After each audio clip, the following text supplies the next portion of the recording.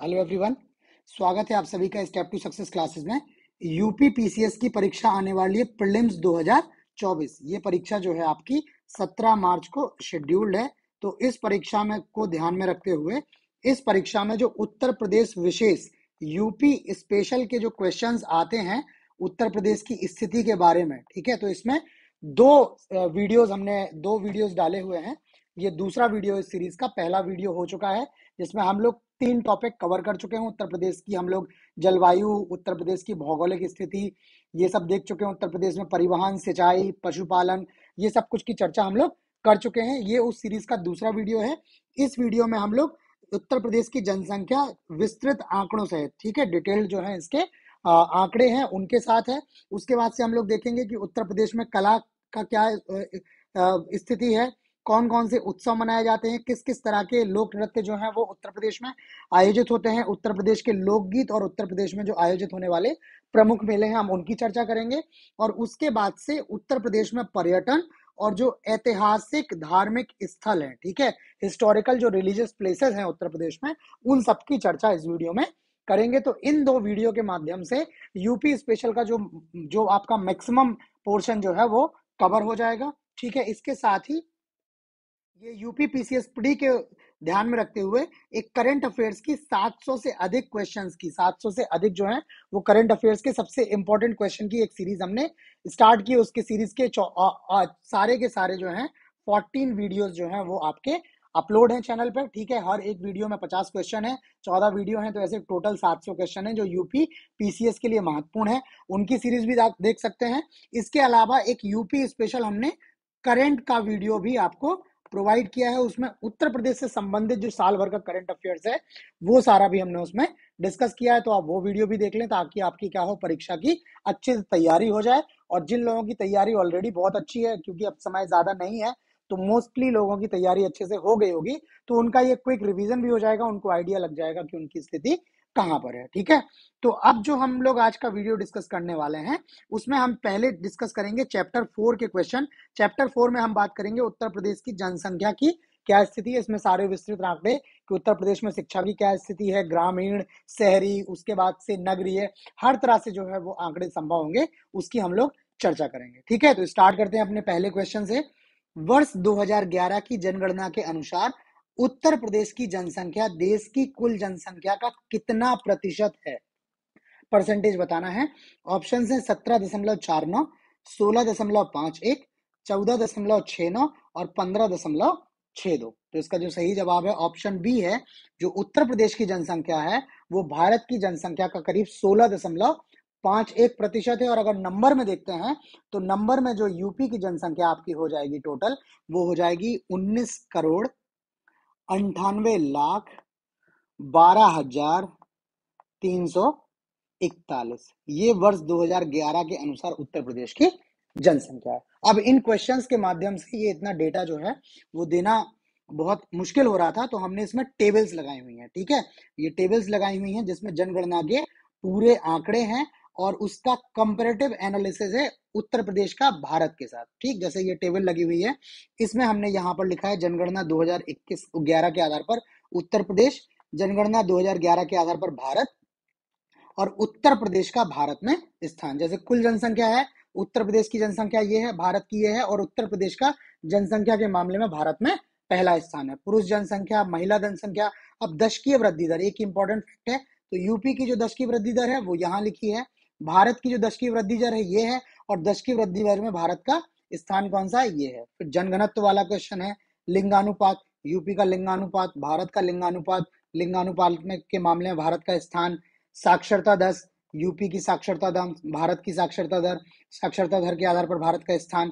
फिर पुरुष साक्षरता, महिला साक्षरता, ये डेटा है। उसके बाद फिर इंडिविजुअल टेबल है। ये टेबल है सर्वाधिक जनसंख्या वाले 5 जिले उत्तर प्रदेश के, न्यूनतम जनसंख्या वाले 5 जिले। ये 5 इसलिए दिए हैं क्योंकि कभी कभी इंडिविजुअली पूछा जा सकता है और कभी कभी 4 नाम दे देते हैं और आपसे बोला जाता है कि आप इनको सीक्वेंस में लगा के दो कि किसकी जनसंख्या सबसे ज्यादा, उसके बाद कौन, आरोही अवरोही क्रम में पूछा जाता है। तो ये इस तरह से ऑर्गेनाइज है, मतलब सबसे ज्यादा जनसंख्या इसकी, सबसे कम उसके बाद इसकी, फिर उसके बाद इसकी, इस तरह से है। और यहाँ पे सबसे कम उसकी, उससे ज्यादा इसकी, उससे ज्यादा इसकी, इससे ज्यादा इसकी। तो ये 5 वाले हैं, ये प्रतिशत वाले दिए, दशकीय वृद्धि दर वाले 5 जिले, ठीक है। ये न्यूनतम दशकीय वृद्धि दर वाले जिले दिए हुए हैं। उसके अलावा सर्वाधिक ग्रामीण जनसंख्या वाले 5 जिले, सर्वाधिक नगरीय जनसंख्या वाले 5 जिले, ये टेबल है इसमें। उसके बाद से ग्रामीण जनसंख्या प्रतिशतता, परसेंटेज के बेसिस पे पूछा जाता है, तो ये टेबल उसके लिए लगी हुई है। इसके बाद से लिंगानुपात के मामले में कि शीर्ष लिंगानुपात किसमें है, ये क्वेश्चन बहुत ज्यादा पूछा जाता है लिंगानुपात के मामले में। तो शीर्ष लिंगानुपात इसमें जौनपुर का नाम आता है। न्यूनतम लिंगानुपात ये गौतम बुद्ध नगर है, ठीक है। अच्छा शहर है, एजुकेटेड शहर है, लेकिन लिंगानुपात कम है। इस तरह का डेटा भी पूछा जाता है। ये शिशु लिंगानुपात है, ये 0 से 6 वर्ष के बच्चों के लिए बात होती है। उसके बाद से नेक्स्ट टेबल आपकी जो आ जाएगी, ये यूपी के जनघनत्व में शीर्ष जनघनत्व जैसे आपका गाजियाबाद में है, न्यूनतम जनघनत्व आपका ललितपुर में है, शीर्ष साक्षरता वाले हैं आपके गौतम बुद्ध नगर हैं, न्यूनतम साक्षरता में श्रावस्ती है। तो इस तरह से टेबल आपको लगातार हमने दी हुई है। ये उसके बाद से अनुसूचित जाति, यहाँ से भी क्वेश्चन आता है, जनसंख्या और प्रतिशतता दोनों में, कि अगर जनसंख्या में क्या है सीतापुर है और प्रतिशतता में कौशाम्बी प्रथम है, ठीक है। तो ये टेबल हमने यहाँ पे दी हुई है। उसके बाद फिर ये इसी तरह से अनुसूचित जनजाति एसटीज के बारे में बात की है, तो एसटीज की जनसंख्या और जनसंख्या प्रतिशतता दोनों में, ठीक है। तो ये दिया हुआ है। उसके बाद से जो धर्म आधारित जननांकी आंकड़े हैं कि भारत उत्तर प्रदेश में कौन से धर्म के लोग सबसे ज्यादा हैं, तो सबसे ज्यादा हिंदू हैं, उसके बाद मुस्लिम आते हैं, सिख आते हैं, जैन ईसाई आते हैं, जैन आते हैं, बौद्ध आते हैं, फिर अन्य धर्म आते हैं। इनका लिंगानुपात कितना है वो भी लिखा हुआ है, ठीक है। और इनकी प्रतिशत दस की वृद्धि दर कितनी है, इसमें इंपॉर्टेंट है कि दो, सिखों की और बौद्धों की जो दर है वो नकारात्मक है, मतलब इनकी जनसंख्या बढ़ने की जगह घट रही है। तो ये भी यहाँ पे आपका इंपॉर्टेंट हो जाएगा, यहाँ से भी क्वेश्चन पूछा जा सकता है। उसके बाद से और इंपॉर्टेंट क्वेश्चंस हैं कि कुल कितनी ग्रामीण जनसंख्या है, इसमें ये परसेंटेज वाला ज्यादा इंपॉर्टेंट है कि उत्तर प्रदेश की कितनी जनसंख्या गाँव में निवास करती है, तो 77.73% स्टार्ट करती है। उसके बाद नगरी में, ग्रामीण प्रतिशत में देश में स्थान, प्रदेश में कुल नगरों की संख्या, नगरों में से 1 से 10 लाख आबादी वाले नगर, फिर 10 लाख से अधिक आबादी वाले वैधानिक नगर, ये बहुत इंपॉर्टेंट है।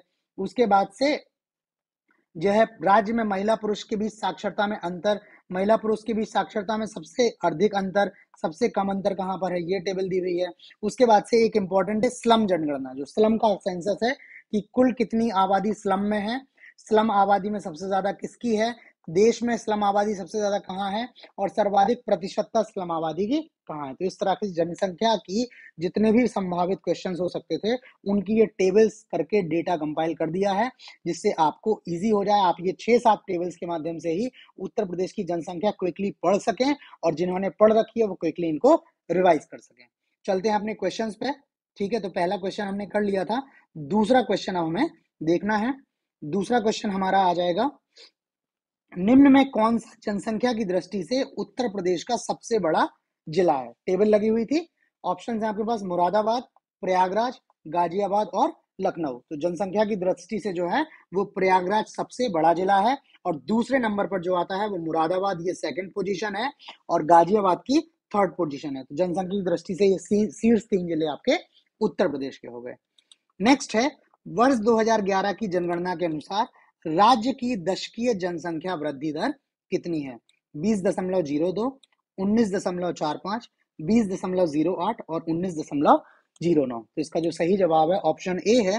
राज्य की जो दशकीय जनसंख्या वृद्धि दर 20.02 है, और अगर भारत की देखी जाए तो भारत की जो वृद्धि दर है वो 17.7% है, ठीक है। भारत की जो दशकीय वृद्धि दर जो है वो 17.7% है, और अगर वृद्धि दर के मामले में इसका जो स्थान है वो 15वां स्थान है, अगर राज्यों को और यूनियन टेरिटरीज को मिला लिया जाए, ठीक। और इसमें भी अगर आपसे मेल और फीमेल की पूछ लिया जाता है कि मेल और फीमेल की दशकीय वृद्धि दर कितनी है, तो मेल की दशकीय वृद्धि दर है जो वो है 19.31%, और फीमेल की जो है वो 21.23% है। मतलब पुरुषों की दशकीय वृद्धि दर कम है, महिलाओं की दशकीय वृद्धि दर अधिक है। अगर आप ये डेटा चाहो तो आप इस वीडियो को पॉज करके ये डेटा लिख सकते हो। नेक्स्ट है, उत्तर प्रदेश भारत का सबसे अधिक आबादी वाला राज्य है, और जनगणना 2011 तक दी गई संख्या के अनुसार इसकी आबादी घनत्व प्रति वर्ग किलोमीटर है। ऑप्शन है 829, 330, 760 और 650। तो इसका जो सही जवाब है ऑप्शन ए है। उत्तर प्रदेश का जो जनघनत्व है वो 829 है, जबकि अगर भारत की बात किया जाए, ठीक है, इंडिया के जनघनत्व की बात किया जाए तो इंडिया का जनघनत्व जो है वो 382 है। तो अगर डिफरेंस की बात किया जाए तो उत्तर प्रदेश का जनघनत्व जो है वो राष्ट्रीय जो जनघनत्व है उससे 447 व्यक्ति अधिक है, मतलब 2 गुने से भी ज्यादा है यूपी की पॉपुलेशन डेंसिटी। ठीक है, नेक्स्ट क्वेश्चन पे चलते हैं। जनगणना 2011 के अनुसार राज्य का लिंगानुपात है। लिंगानुपात निकालते हैं 1000 पुरुषों पे महिलाओं की संख्या के आधार पर। ऑप्शन है 912, 898, 906 और 896। तो इसका जो सही जवाब है ऑप्शन ए है। जो राज्य का लिंगानुपात है वो 912 है। जबकि यदि भारत के लिंगानुपात की बात करें तो भारत का लिंगानुपात जो कितना है वो 943 है। तो यूपी का लिंगानुपात क्या है, भारत के लिंगानुपात से जो है राष्ट्रीय औसत है उससे काफी कम है। ठीक है, तो राज्य सरकार को यहाँ पर सुधार करने की जरूरत है और राज्य सरकार सुधार भी कर रही है। ठीक है, नेक्स्ट है जनगणना 2011 के अनुसार राज्य में सर्वाधिक लिंगानुपात वाला जिला है। ऑप्शन है आजमगढ़, देवरिया, जौनपुर और प्रतापगढ़। तो सर्वाधिक लिंगानुपात जो है वो जौनपुर है। अभी टेबल में हमने आपको हाईलाइट भी किया था और जौनपुर का जो लिंगानुपात है वो 1024 है। ठीक है, तो आपको 3 फैक्ट मिल गए यहाँ पे। जौनपुर का लिंगानुपात कितना है 1024, भारत का लिंगानुपात 943 और उत्तर प्रदेश का लिंगानुपात 912 है। ठीक है, नेक्स्ट क्वेश्चन है वर्ष 2011 के अनुसार राज्य में शिशु लिंगानुपात है। ये शिशु जो लिंगानुपात होता है वो 0 से 6 वर्ष के बच्चों में होता है। ठीक है, मेल चाइल्ड और फीमेल चाइल्ड के बीच का होता है। ऑप्शन है 914, 902, 927 और 940। तो इसका जो सही जवाब है ऑप्शन बी है। जो राज्य में शिशु लिंगानुपात है वो 902 है। और अगर भारत के कंपैरिजन में देखा जाए तो भारत का जो लिंगानुपात है शिशु लिंगानुपात वो 919 है। तो यहाँ पर भी उत्तर प्रदेश में लिंगानुपात जो है वो राष्ट्रीय औसत से कम है। नेक्स्ट क्वेश्चन है वर्ष 2011 की जनगणना के अनुसार राज्य में महिला साक्षरता दर कितनी है। ऑप्शन है 57.2%, 56.28%, 59.37% और 57.72%। इसका जो सही जवाब है ऑप्शन ए है। 57.2% जो है वो राज्य में महिला साक्षरता दर है। जबकि यूपी की अगर ओवरऑल साक्षरता दर देखी जाए तो ओवरऑल साक्षरता दर है 67.72%। ये क्वेश्चन भी आपसे पूछा जा सकता है। और इसमें जो मेल साक्षरता दर है, ठीक है, फीमेल तो आपको बता दी है, मेल जो है वो 77.3% है और यहाँ पर 57.2% है। तो लगभग 20% का अंतर है पुरुष और महिला साक्षरता के बीच में। ठीक है, तो समझ में आ रहा है कि उत्तर प्रदेश में जो है महिलाओं की शिक्षा की दिशा में अभी बहुत अधिक काम करने की आवश्यकता है, बिकॉज डिफरेंस जो है वो काफी है। ओवरऑल वैसे भी अभी ये डेटा कम है, मतलब 100 में 67 लोग ही साक्षर हैं, तो इसको भी ऊपर ले जाना है और महिलाओं की साक्षरता को भी आपको आगे बढ़ाना है। नेक्स्ट है जनगणना 2011 के अनुसार सर्वाधिक औसत साक्षरता वाले निम्न 4 जिलों का सही अवरोही क्रम है। अवरोही क्रम मतलब घटते हुए क्रम में सबसे पहले सबसे साक्षर, उसके बाद उससे कम, उससे कम, उससे कम। ऑप्शन है गौतम बुद्ध नगर, कानपुर नगर, औरैया, गाजियाबाद, गौतम बुद्ध नगर, कानपुर, औरैया, इटावा, गाजियाबाद, गौतम बुद्ध नगर, औरैया, कानपुर, गाजियाबाद, कानपुर, औरैया, गौतम बुद्ध नगर। तो जब हम लोगों ने साक्षरता वाली बात देखी थी तो सबसे पहले था कि गौतम बुद्ध नगर है, तो गाजियाबाद तो पहले स्थान पे है ही नहीं, तो 2 ऑप्शन तो ऐसे ही कट जाएंगे। गौतम बुद्ध नगर पहले है, दूसरे स्थान पर कानपुर है, तीसरे पे औरैया है, चौथे पर जो है वो गाजियाबाद की जगह इटावा है। तो ऑप्शन बी जो है वो इसका सही जवाब है। नेक्स्ट 2011 की जनगणना के अनुसार उत्तर प्रदेश के निम्नलिखित जनपदों में किसमें महिला साक्षरता दर सबसे कम है। ऑप्शन है रामपुर, बलरामपुर, श्रावस्ती और बहराइच। तो इसका जो सही जवाब है ऑप्शन सी है। महिला साक्षरता दर जो है वो सबसे कम श्रावस्ती में है और यहाँ पर जो साक्षरता दर का रेट है वो 34.78, 34.78, मतलब 100 में से मात्र 35 महिलाएं जो है यहाँ पर साक्षर हैं। ठीक है, तो ये डेटा तो और ज्यादा चिंताजनक है। ठीक है, महिला साक्षरता को लेकर। नेक्स्ट क्वेश्चन है जनगणना 2011 के अनुसार राज्य में 10 लाख मतलब 10 लाख से अधिक नगरों की संख्या, ये पॉपुलेशन के बेसिस पे है, 10 लाख की जनसंख्या नगरों। ठीक है, जिन जिलों की संख्या, जिन नगरों की संख्या 10 लाख से अधिक है उनके कितने नंबर हैं। ऑप्शन है 5, 10, 7 और 11। तो इसका ऑप्शन बी सही है। ये 7 जो है राज्य में नगर हैं जिनकी जनसंख्या 10 है। इनका अगर आप नाम लिखना चाहो तो वीडियो पॉज करके लिख लेना, नाम मैं बोल देता हूँ। कानपुर है, सबसे ज्यादा जनसंख्या जो है वो कानपुर की है। जनसंख्या क्रम में बोल रहा हूँ, दूसरे नंबर पर लखनऊ है, तीसरे पर गाजियाबाद, चौथे पर आगरा, पांचवें पर बनारस, छठवें पर मेरठ और सातवें पर प्रयागराज। तो ये 7-10 लाख ही नगर है उत्तर प्रदेश के। नेक्स्ट है, वर्ष 2011 की जनगणना के अनुसार न्यूनतम अनुसूचित जनजाति वाला जिला है जनसंख्या के कॉन्सेप्ट में। ठीक है, सोनभद्र, जालौन, महोबा और बागपत। तो बागपत जो है उत्तर प्रदेश का ऐसा जिला है जहां पर सबसे कम अनुसूचित जनजाति की जनसंख्या है, बागपत यहां पर आ जाता है। नेक्स्ट है, वर्ष 2011 के अनुसार जनसंख्या के किस धार्मिक समुदाय का उत्तर प्रदेश में तीसरा स्थान है, पॉपुलेशन के बेसिस पे थर्ड पोजीशन पे है। ऑप्शन है बौद्ध, ईसाई, जैन और सिख। तो इसका जो सही जवाब है ऑप्शन डी है। उत्तर प्रदेश में सिख जो है वो जनसंख्या के मामले में तीसरे स्थान पर आते हैं। सबसे पहले स्थान पर हिंदू, दूसरे पर मुस्लिम, तीसरे पर सिख और चौथे पर ईसाई। ठीक है, बौद्ध जो है वो सबसे निचले पे आते हैं, पांचवें स्थान पर जैन आ जाते हैं, छठवें पर बौद्ध आते हैं। ठीक है, नेक्स्ट क्वेश्चन है, भारत की जनगणना 2011 के अनुसार उत्तर प्रदेश के निम्नलिखित शहरों में कौन सा शहर मिलियन शहर नहीं है। मिलियन शहर मतलब इसकी जनसंख्या 10 लाख से अधिक नहीं है। ऑप्शन है आगरा, प्रयागराज, मेरठ और मुरादाबाद। तो मैंने अभी आपको 7 नाम बताए हैं, उन 7 नाम में ये मुरादाबाद कहीं भी शामिल नहीं है। तो मुरादाबाद मिलियन शहर नहीं है, बाकी ये 3 मिलियन शहर हैं। नेक्स्ट है, निम्न में कौन सा एक कथन सही नहीं है। उत्तर प्रदेश की 67% जनसंख्या गांव में निवास करती है। कथन गलत है पहला ही। 67% जनसंख्या ना होकर 77.7%, 77.7%, या राउंड फिगर में देखें तो लगभग 78% जनसंख्या जो है वो गांव में निवास करती है। ठीक है, नेक्स्ट बाकी तीनों हैं। 22.27 जनसंख्या शहरों में निवास करती है, तो आप 77.7 को 100 में से घटा देंगे तो लगभग 22.27 आपका आंसर आ जाएगा। दशकीय वृद्धि के मामले में राज्य देश के अन्य राज्यों की तुलना में 14वें स्थान पर, ये भी सही है। डेटा बता चुका हूं कि यूपी की जो ग्रोथ रेट है वो वो देश की ग्रोथ रेट से कम है।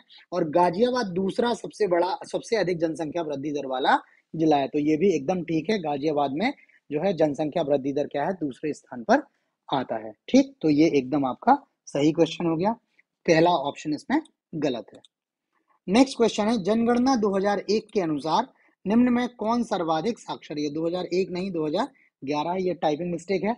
ठीक है, ऑप्शन है बौद्ध, ईसाई, सिख और जैन। तो इसका जो सही जवाब है ऑप्शन सी है। जो साक्षरता दर है वो जैनों में सर्वाधिक है, उत्तर प्रदेश में जैनों में सर्वाधिक है। नेक्स्ट है, उत्तर प्रदेश में लिंग अनुपात का विभेद सर्वाधिक रूप से घटा। ये क्वेश्चन आते हैं पॉपुलेशन के बेसिस पे कि पिछले जो सेंसस थे और अभी जो सेंसस है उनके बीच में डेटा में कहाँ पे वेरिएशन है। तो आपको बताना है कि लिंग अनुपात का विभेद सर्वाधिक रूप से घटा है, मतलब लिंग अनुपात आपका बढ़ा है। ऑप्शन है 1961 से 71, 71 से 81, 81 से 91 और 1991 से 2001। तो इसका जो सही जवाब है आपका वो ऑप्शन डी है। ठीक है, 1991 से जो है वो 2001 के बीच में जो है वो लिंग अनुपात का विभेद घटा है। जो आपका 1991 में आपका जो जेंडर रेशियो था वो 876 था लिंग अनुपात, और 2001 में ये बढ़ के हो गया 898। ठीक है, मतलब जो टोटल अंतर आया वो 22 पॉइंट का आया। ठीक है, इतनी ज्यादा वृद्धि जो है वो अभी तक कभी भी नहीं हुई है, सबसे ज्यादा ये घटा है। इसके पहले क्या है, बीच में जनसंख्या जो है वो घटी हुई थी और उसके बाद क्या है बढ़ी हुई है 2011 एक के बाद। अब 2011 में जो आया हुआ है, सॉरी 2011 में जो आया हुआ है ये 898 से बढ़कर 912 हुआ है, तो ये केवल 14 पॉइंट बढ़ा हुआ है। इसके पहले ये 22 पॉइंट बढ़ चुका है। तो सबसे ज्यादा जो विभेद घटा हुआ है वो 1991 से 2001 के बीच हुआ है। नेक्स्ट है, प्रदेश में जनसंख्या की दशकीय वृद्धि दर अधिकतम थी, कब थी। ऑप्शन है 1961 से 71, 1971 से 81, 81 से 91 और 91 से 2001। तो इसका जो सही जवाब है ऑप्शन डी है। ये भी 91 से 2001 के बीच में दशकीय वृद्धि दर सर्वाधिक थी, और इसका जो वृद्धि दर का जो टर्म था वो था 25.85%, 25.85%। इस दर के हिसाब से जो है वो वृद्धि हो रही थी उत्तर प्रदेश में जनसंख्या पे। नेक्स्ट क्वेश्चन पे चलने से पहले आपको थोड़ा सा मैं ये इंश्योर कर दूं कि आप ये वाला वीडियो देख लीजिए जनसंख्या की दृष्टि से। इससे बाहर आपका क्वेश्चन नहीं जाना चाहिए। लगभग सारे क्वेश्चन आपके इससे कवर हो जाएंगे। कोई भी डेटा इसमें हमने इस तरह से कंपाइल किया है कि आपके सारे क्वेश्चन जो है इसके आपके बन जाए। इससे कहीं से भी आपका कोई क्वेश्चन बाहर ना जाए। ठीक है, आपका कोई भी क्वेश्चन इससे बाहर ना जाए। तो नेक्स्ट क्वेश्चन देख लेते हैं। 2011 के अनुसार केवल निगम क्षेत्र में 10 लाख से अधिक जनसंख्या वाले नगरों का सही क्रम है। ठीक है, ऑप्शन है कानपुर, लखनऊ, गाजियाबाद, आगरा। कानपुर, लखनऊ, आगरा, वाराणसी। तो इसमें मैं आपको ऐसे ही बता देता हूं कि पहले तो एक आप डिफरेंस देखिएगा, दो हैं। एक तो 10 लाख से अधिक जनसंख्या वाले नगर और दूसरा है नगर निगम। ठीक है, दो डिफरेंस है यहाँ पे, एक नगर है और एक नगर निगम है। तो अभी जो हम आपको बता चुके हैं वो नगर वाला बता चुके हैं। जो हमने आपको 7 नाम बताए थे वो नगर थे। अब ये है नगर निगम। ठीक है, तो नगर निगम में सबसे ज्यादा जनसंख्या जो है वो लखनऊ की है। दूसरे स्थान पर कानपुर आता है, तीसरे स्थान पर गाजियाबाद आता है और चौथे स्थान पर आगरा आता है। इसका सी ऑप्शन सही है। ये नगर निगम के बेसिस पे है। और अगर नगर के बेसिस पे आप करेंगे तो पहले स्थान पर लखनऊ की जगह कौन आ जाता है? कानपुर आ जाता है। लखनऊ दूसरे स्थान पे चला जाता है। गाजियाबाद अपना तीसरा स्थान रिटेन करता है। आगरा अपना चौथा स्थान रिटेन करता है। तो कंफ्यूज मत होइएगा, नगर पूछेगा तो कानपुर पहले है, नगर निगम पूछेगा तो लखनऊ पहले पे। बिल्कुल भी कंफ्यूज मत होइएगा इसमें। नेक्स्ट क्वेश्चन है, जनगणना 2011 के अनुसार निम्न कथनों में कौन से सही है? न्यूनतम साक्षरता दर वाला जिला श्रावस्ती है, एकदम सही है, हम अभी डिस्कस कर चुके हैं।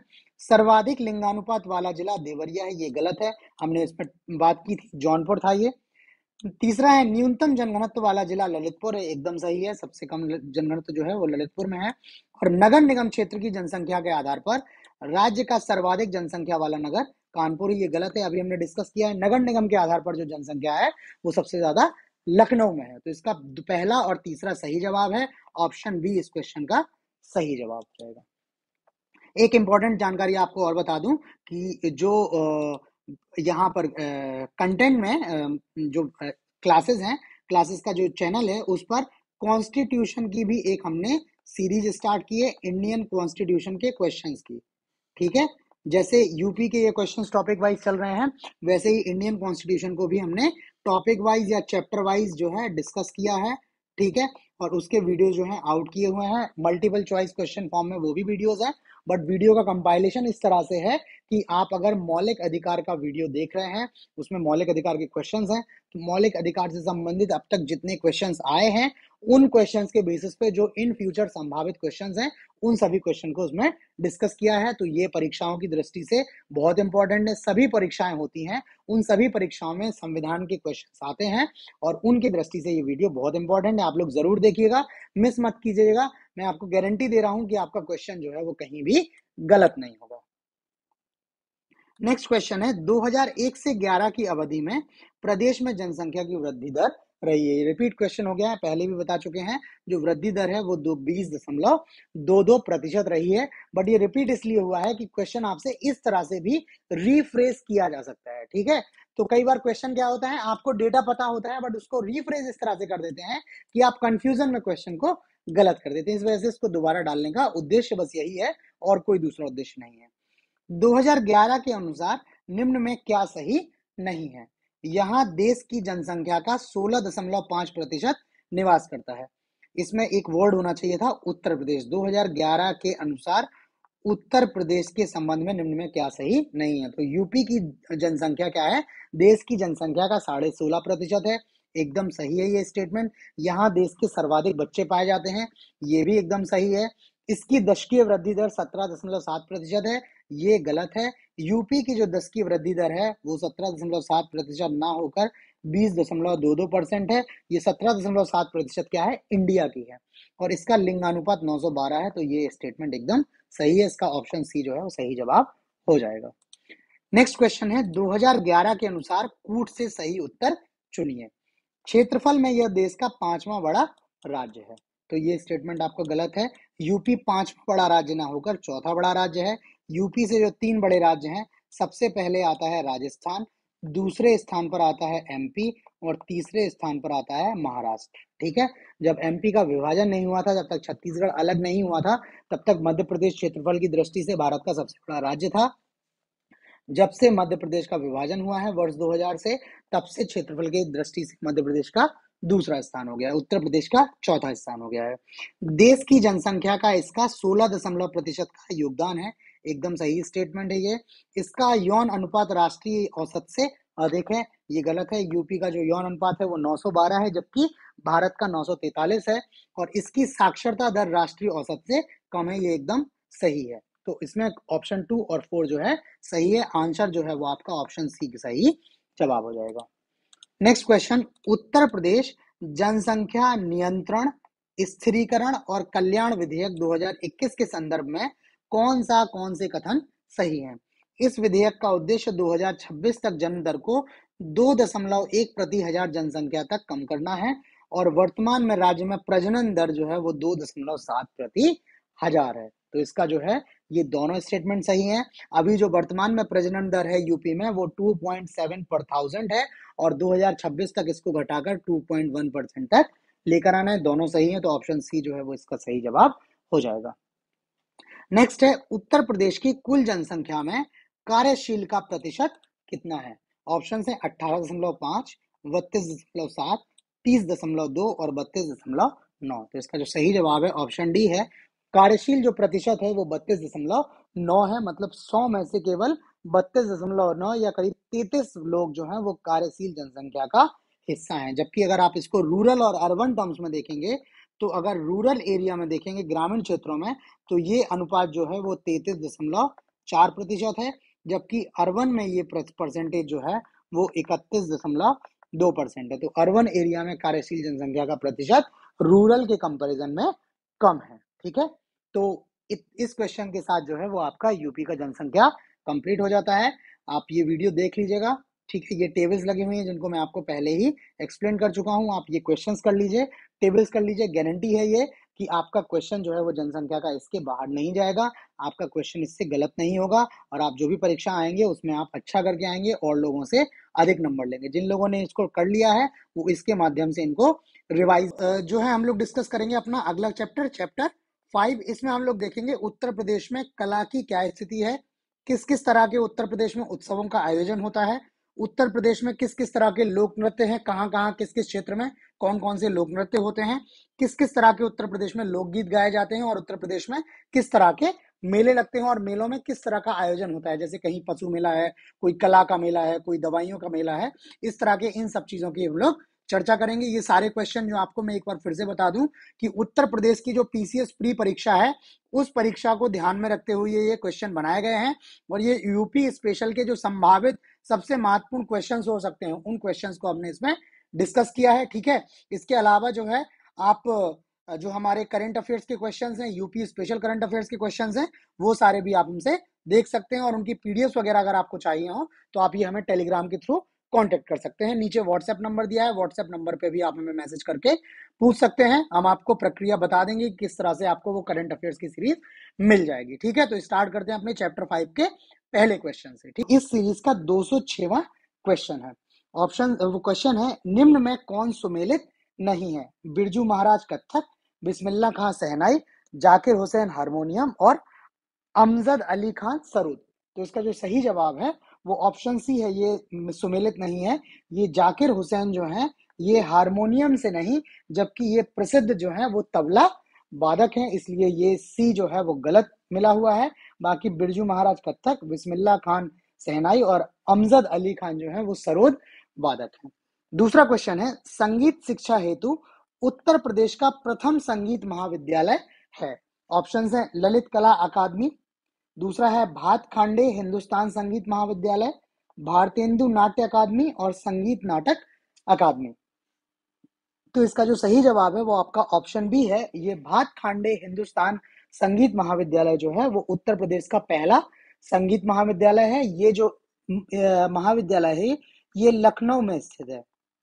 ठीक है, ये लखनऊ में स्थित है और पंडित विष्णु नारायण भातखांडे ने इसकी स्थापना की हुई थी। ठीक है, नेक्स्ट क्वेश्चन देखते हैं। नेक्स्ट क्वेश्चन है, उत्तर प्रदेश में जैन एवं बौद्ध धर्म दोनों का प्रसिद्ध तीर्थ है। ऐसा स्थान जहां पर जैन धर्म और बौद्ध धर्म का बराबर से महत्व है। ऑप्शन है कौशाम्बी, सारनाथ, देवी पाटन और कुशीनगर। तो इसका जो सही जवाब है ऑप्शन ए है कौशाम्बी। ऐसा स्थान है जहां पर जैन और बौद्ध धर्म दोनों के जो है वो तीर्थ स्थल है। जैन तीर्थ जो है प्रभासगिरी है, जिसको प्रभोसा भी बोलते हैं, ठीक है। और ये जो आपका कौशाम्बी है, ये जो 16 महाजनपद होते थे, उस महाजनपद में एक महाजनपद होता था वत्स, ठीक है। एक महाजनपद होता था वत्स, तो इस वत्स महाजनपद की राजधानी भी कौशाम्बी होती थी, ठीक है। नेक्स्ट क्वेश्चन है, अमीर खुसरो ने किसके विकास में अग्रणी भूमिका निभाई? ऑप्शन है ब्रजभाषा, अवधी, खड़ी बोली और भोजपुरी। तो इसका जो सही जवाब है आपका ऑप्शन सी है, अमीर खुसरो ने खड़ी बोली के विकास में बहुत अग्रणी भाषा जो है वो अग्रणी भूमिका जो है वो निभाई है। और इनको, अमीर खुसरो को ही तोताए हिंद नाम से भी क्या है जाना जाता है, ठीक है। नेक्स्ट क्वेश्चन देखते हैं, सूची एक को सूची दो से सुमेलित कर सही कूट का चयन कीजिए, ठीक है। और ये एक तरफ आपको जो है वो लोकगीत दिए हुए हैं और दूसरे सूची में जो है वो स्थान दिए, बताना है कौन सा कहाँ का है। तो बिरहा जो है वो बिरहा आपका भोजपुर क्षेत्र में, भोजपुर जो रीजन है उस रीजन में ये भोजपुर गाया जाता है, ठीक है। दूसरा है कजरी। तो कजरी जो है आपका ये अवध क्षेत्र में जो है, अवध क्षेत्र में गाया जाता है कजरी। पंवारा जो है ये ब्रज क्षेत्र की है, वो सॉरी, पंवारा जो है आपका वो बुंदेली क्षेत्र का है, ठीक है। जो पंवारा जो है आपका ये बुंदेली क्षेत्र का है। और जो रसिया है, ये रसिया जो है आपका ब्रज भाषा से या ब्रज क्षेत्र से संबंधित है, ठीक है। तो इसका पहला और दूसरा सीधा सीधा सुमेलित है, और तीसरे का सी जो है इसका चौथा है और डी का तीसरा है। तो आपका कूट जो बनेगा 1 2 4 3 बनेगा। ऑप्शन जो है वो सी इसका आपका सही हो जाएगा, ठीक है। तो ये हमने जो लोकगीत वगैरह बताए हैं, तो इनको हमने टेबल के फॉर्म में भी कंपाइल किया हुआ है एक जगह पे। इसी में आपको, जब आप पीडीएफ लेंगे इनकी, तो पीडीएफ में आपका मिल जाएगा। वो मैं आपको टेबल दिखा देता हूँ, ठीक है। टेबल देख लीजिए आप। तो वो टेबल में है, ये आपकी टेबल आ जाती है यहाँ पर। इस टेबल में ये जो है उत्तर प्रदेश के प्रमुख लोकगीत हैं। लोकगीत में रशिया आपका ब्रजभूमि, कजरी मिर्जापुर, आल्हा जो है बुंदेलखंड और बिरहा पूर्वांचल। तो ये हमने लोकगीत की टेबल लगाई है। उसके बाद जो उत्तर प्रदेश के प्रमुख मेले हैं या उत्सव हैं, उन मेलों की हमने टेबल इसमें लगा दी है। इस तरह से ये जो है वीडियो कंपाइल किया है, ताकि मैक्सिमम जो आपका यूपी से कला मेले उत्सव से संबंधित है वो आपका एक वीडियो में कंप्लीट हो जाए, ठीक है। वापस चलते हैं अपने क्वेश्चन पे, ठीक है। क्वेश्चन हम लोग देख रहे थे 210। नेक्स्ट क्वेश्चन जो आपका आ जाएगा, नेक्स्ट क्वेश्चन है, उत्तर मध्य सांस्कृतिक केंद्र स्थित है? ऑप्शन है प्रयागराज में, आगरा में, लखनऊ में और वाराणसी में। तो इसका जो सही जवाब है ऑप्शन ए है, ये उत्तर मध्य सांस्कृतिक केंद्र जो है वो प्रयागराज में है। इसको NCZCC के नाम से भी जाना जाता है, ठीक। नेक्स्ट क्वेश्चन है, सितार मिश्रण है, एक वाद्य यंत्र है सितार, बताना है किन दो वाद्य यंत्रों का ये मिश्रण है। ये बहुत इंपॉर्टेंट क्वेश्चन है, ये लगभग आपको हर दूसरे साल आपको ये परीक्षा में मिल जाएगा, ठीक है। किसी ना किसी परीक्षा में ये क्वेश्चन आ जाता है। ऑप्शन है बांसुरी और बीणा का, बांसुरी और सारंगी का, बीणा और तंबूरे का, बीणा और पियानो का। तो इसका जो सही जवाब है ऑप्शन सी है, ये बीणा और तंबूरे का जो मिश्रण है, ये मिश्रण सितार कहलाता है। और इसका जो आविष्कार किया था ये अमीर खुसरो ने, अभी जिनका नाम हम लोगों ने डिस्कस किया था, ठीक है, अमीर खुसरो। तो इन्होंने ही इसका जो है आविष्कार किया था, अमीर खुसरो ने। तो ये दोनों तरह से क्वेश्चन पूछा जाता है कि किस किस का वाद्य यंत्रों का मिश्रण है और इसका आविष्कार किसने किया हुआ था, ठीक है। नेक्स्ट क्वेश्चन देखते हैं, निम्न में कौन सुमेलित नहीं है? ऑप्शन है आल्हा महोबा से, बिरहा कन्नौज क्षेत्र से, रसिया बरसाना क्षेत्र से और कजरी मिर्जापुर क्षेत्र से। तो इसका जो सही जवाब है ऑप्शन बी जो है, ये बी सुमेलित नहीं है। बिरहा जो है ये आपका कन्नौज क्षेत्र से संबंधित नहीं है, ठीक है। ये आपका जो है वो कन्नौज क्षेत्र से संबंधित नहीं है। बाकी आल्हा जो है वो लोकगीत है जो महोबा क्षेत्र से गाया जाता है। रसिया जो है आपका बरसाना क्षेत्र में है, कजरी जो है आपका मिर्जापुर क्षेत्र में है। नेक्स्ट क्वेश्चन है, निम्न में कौन सबसे प्राचीन वाद्य यंत्र है? ठीक है, म्यूजिकल इंस्ट्रूमेंट सबसे प्राचीन, ओल्डेस्ट। ऑप्शन है सितार, तबला, सरोद और वीणा। तो इसका जो सही जवाब है ऑप्शन डी है, ये वीणा जो वाद्य यंत्र है ये सबसे प्राचीन वाद्य यंत्र है। आप लोगों ने यदि सरस्वती माता की तस्वीर देखी होगी तो उनके हाथ में जो वाद्य यंत्र होता है उसको ही वीणा बोलते हैं, और उसी वजह से वीणा की वजह से ही सरस्वती देवी का एक नाम बनता है, वीणा वादिनी। ठीक है, तो इसका सही जवाब है ऑप्शन डी, वीणा। नेक्स्ट क्वेश्चन देखते हैं। निम्न को सुमेलित करिए। इसमें आपको एक तरफ नाम दिए हुए हैं और दूसरा बताना है किस क्षेत्र से संबंधित है। उस्ताद विसायत खां, फिदा हुसैन नारसी, सितारा देवी और जतिन भट्टाचार्य। तो उस्ताद विसायत खां जो है ये प्रसिद्ध जो है सितार वादक है। ठीक है, तो इसका जो ए का ऑप्शन हो जाएगा वो चौथा हो जाएगा। फिदा हुसैन नारसी जो है ये रंगमंच के कलाकार हैं। ठीक है, तो इनका जो है ऑप्शन 3 हो जाएगा। सितारा देवी जो है ये प्रमुख कथक नर्तकी हैं। ठीक है, उत्तर प्रदेश से संबंधित हैं, तो इसका आपका ऑप्शन 2 हो जाएगा। और जतिन भट्टाचार्य जी जो है ये सरोद वादक हैं। ठीक है, सरोद जो वाद्य यंत्र है, सरोद वादक है, तो इसका ऑप्शन जो है 1 हो जाएगा। कूट बनेगा आपका 4 3 2 1, तो आपका ऑप्शन बी जो है इस क्वेश्चन का सही जवाब हो जाएगा। ठीक है, बाकी आगे बढ़ने से पहले मैं आपको बता दूं कि ये जो क्वेश्चंस हैं ये क्वेश्चंस आपको पीडीएफ फॉर्म में भी हम आपको प्रोवाइड करेंगे। इस मटेरियल का कोई भी कॉस्ट नहीं है, बस जो कंपाइल करने में इसका कॉस्ट लगेगा वो कॉस्ट आपको बहुत मिनिस्क्यूल सा जो है वो आपका है, वो आपको देना होगा। आप ये टेलीग्राम ग्रुप है हमारा, इस टेलीग्राम ग्रुप को यहाँ से ज्वाइन कर लीजिए। वहां पे आप हमें मैसेज वगैरह कीजिएगा, हम आपको सारा प्रोसेस बता देंगे कि आपको किस तरह से ये पीडीएफ मिल जाएंगे। ठीक है, नेक्स्ट क्वेश्चन देखते हैं। नेक्स्ट क्वेश्चन है तानसेन का मकबरा कहाँ है। ऑप्शन है आगरा, ग्वालियर, झांसी और जयपुर। तो इसका जो सही जवाब है वो ऑप्शन बी है। तानसेन का मकबरा जो है वो ग्वालियर में है। तानसेन जो है एक बहुत महान गायक है और अकबर के जो नवरत्न थे उन नवरत्नों में से ये एक है। ठीक है, तानसेन इनका मकबरा ग्वालियर में है। नेक्स्ट है राई लोक नृत्य का संबंध उत्तर प्रदेश के किस एक क्षेत्र से है। ऑप्शन है पूर्वी क्षेत्र, पश्चिमी क्षेत्र, मध्य क्षेत्र और बुंदेलखंड क्षेत्र। तो इसका जो सही जवाब है ऑप्शन डी है। ये राई जो है वो उत्तर प्रदेश का एक प्रमुख लोकगीत है और इस लोकगीत का गायन जो है वो बुंदेलखंड क्षेत्र में किया जाता है। और इसका गायन उत्तर प्रदेश में महिलाओं द्वारा जो भी मांगलिक अवसर होते हैं, जो भी कोई शुभ कार्य होते हैं उनके टाइम पर, और जब श्री कृष्ण जी का जन्म हुआ है उस टाइम पर, जन्माष्टमी के टाइम पर इसका जो है वो प्रमुख रूप से गायन किया जाता है। ये वीडियो में क्वेश्चंस हम लोगों ने इस तरह से डाले हुए हैं, ठीक है, कि इसमें आपके वो सारे क्वेश्चंस तो कंप्लीट हो ही जाएं जो अभी तक परीक्षाओं में पूछे गए हैं। इसके अतिरिक्त वैसे क्वेश्चन भी इसमें कंपाइल किए हैं कि आगे जो क्वेश्चन आपके आ सकते हैं। ठीक है, और इन क्वेश्चंस के माध्यम से ऐसे किया हुआ है कि सारा कुछ आपका कवर हो जाए। सारे लोक नृत्य जो यूपी के हैं वो आपके कवर हो जाएं, जो यूपी के प्रसिद्ध कलाकार हैं वो कवर हो जाएं, आपके जो मेले हैं उत्सव हैं वो सब कवर हो जाएं, ताकि आप केवल इस वीडियो को देख लें। इस वीडियो के बाद आपके जो कला संस्कृति से रिलेटेड क्वेश्चंस यूपी के आएंगे वो आपके बिल्कुल भी गलत ना हो, कहीं भी आपके बाहर से ना आए, आपको कहीं और से पढ़ने की आवश्यकता ना पड़े, और जिन लोगों की तैयारी ऑलरेडी है उनका इससे क्विक रिवीजन हो जाए। आप इंश्योर कर रहे हैं ये इस चीज को कि आप इसको पढ़ लीजिए, आप ये क्वेश्चन जो है वो बिल्कुल भी गलत नहीं होंगे।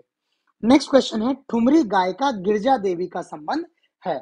ऑप्शन है आगरा घराने से, बनारस घराने से, किराना घराने से और लखनऊ घराने से। तो इसका जो सही जवाब है ऑप्शन बी है। ये जो ठुमरी गायिका गिरजा देवी है इनका संबंध जो है वो बनारस घराने से है। यूपी में क्या है, कई सारे घराने हैं जो संगीत से संबंधित हैं, तो इन घरानों की एक लिस्ट और उनके जो कलाकार हैं उनकी लिस्ट हमने यहाँ पे आपको दी है। लिस्ट में आपको दिखा देता हूँ। ठीक है, ये जो घराने हैं और उनकी लिस्ट में आपको दिखा देता हूँ। ये है, ये यूपी के जो है वो प्रमुख लोक नृत्य हैं। ठीक, लोक नृत्य में जो है आपके ये यहाँ पे चरकुला हो गया, पाई डंडा हो गया, राई हो गया, दीपावली हो गया, शौरा हो गया, कार्तिक हो गया, कर्मा, चौरसिया और नटवरी। तो ये जो है आपके यूपी के प्रमुख लोक नृत्य हो गए हैं। ठीक है, और ये जो घराने हैं ये यूपी के प्रमुख घराने हैं और उनके क्षेत्र हैं। जैसे कि हमने पहले आपको बनारस घराना लिखा है, ये सभी लोग जो हैं आपके बनारस घराने से संबंधित हैं। और ये बनारस घराने से संबंधित हो गया, गायन की किस शैली से संबंधित है, किस वाद्य यंत्र को बजाते हैं, ये डिटेल लिखी हुई है। बनारस के बाद एक लखनऊ घराना बड़ा है, तो ये लखनऊ घराने से हैं। और उसके बाद किराना घराना और प्रयाग घराना। ये जो है इंपॉर्टेंट घराने हैं। इसके अलावा 3-4 घराने और हैं जिनको हमने क्वेश्चन के माध्यम से कवर किया हुआ है। ये पीडीएफ आप ले लीजिएगा तो आपका पूरा का पूरा जो है नोट्स भी काइंड ऑफ आपका बन जाएगा।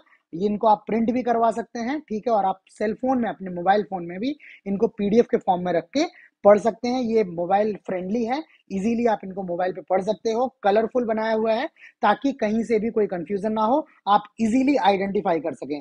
जैसे ये बेगम अख्तर और शंभू महाराज आप देखेंगे तो कलर कोडिंग की वजह से आपको तुरंत समझ में आ जाएगा कि बेगम अख्तर जी जो है ये गजल गायिका है और शंभू महाराज जो है वो कथक नृत्य से संबंधित है। कहीं भी कोई कंफ्यूजन नहीं होगा।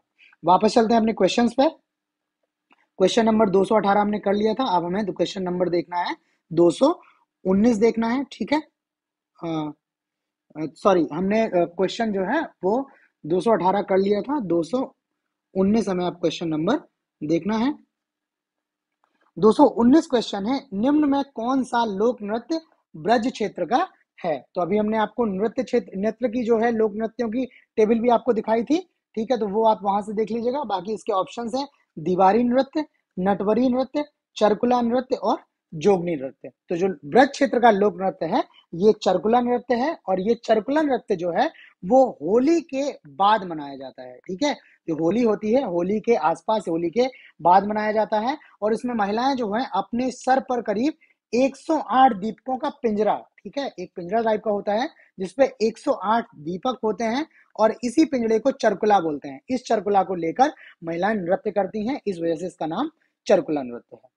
नेक्स्ट क्वेश्चन है, सैयद सालार मेला कहाँ लगता है। ऑप्शंस हैं बहराइच में, फतेहपुर सीकरी में, बाराबंकी में और गोंडा में। तो इसका जो सही जवाब है आपका ऑप्शन ए है। सैयद सालार मेला जो है वो प्रतिवर्ष बहराइच में लगता है, ठीक। नेक्स्ट क्वेश्चन है, निम्न में कौन नृत्य बुंदेलखंड में फसल कटाई के समय पर किया जाता है। ऑप्शन है कर्मा, शेरा, ठडिया और चरकुला। तो ये शेरा लोक नृत्य जो है ये बुंदेलखंड क्षेत्र में फसल कटाई के समय पर किया जाने वाला प्रमुख नृत्य है।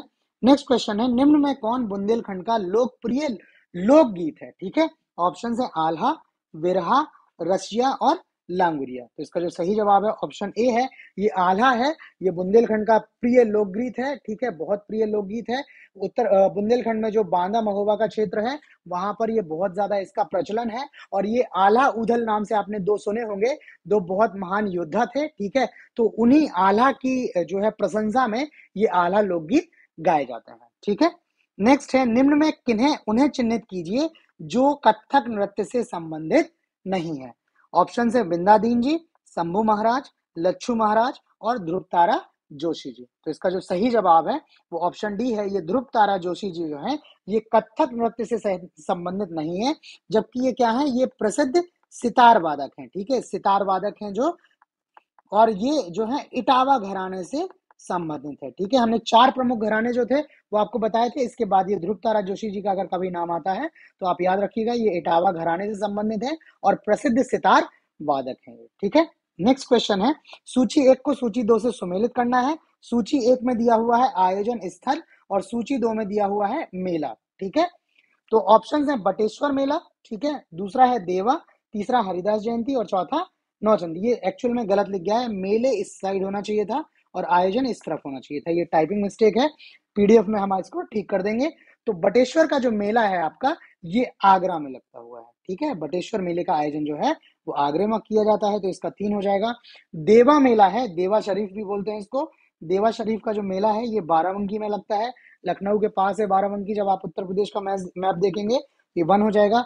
हरिदास जयंती जो है ये वृंदावन में मनाई जाती है, इसका ऑप्शन 4 सही हो जाएगा। और नौचंदी का जो मेला है वो मेरठ में लगता है, ये तो काफी फेमस है, मूवीज वगैरह आप लोग देखते होंगे तो वहां पे भी ये सुनने को मिल जाता है। तो कूट आपका बन गया 3 1 4 2। ऑप्शन इसका डी जो है वो सही जवाब हो जाएगा। नेक्स्ट क्वेश्चन है, निम्न में कौन सा लोक संगीत दिए गए स्थानों से सुमेलित नहीं है। कजरी बनारस, बिरहा कानपुर, नौटंकी हाथरस और होली ब्रज। तो इसका जो सही जवाब है ऑप्शन बी है।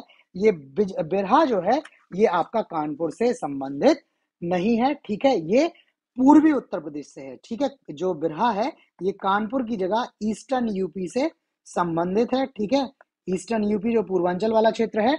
और ये जो बिरहा है ये जो है स्त्रियां अपने पति के वियोग में क्या है इसका गायन करती हैं, ठीक है।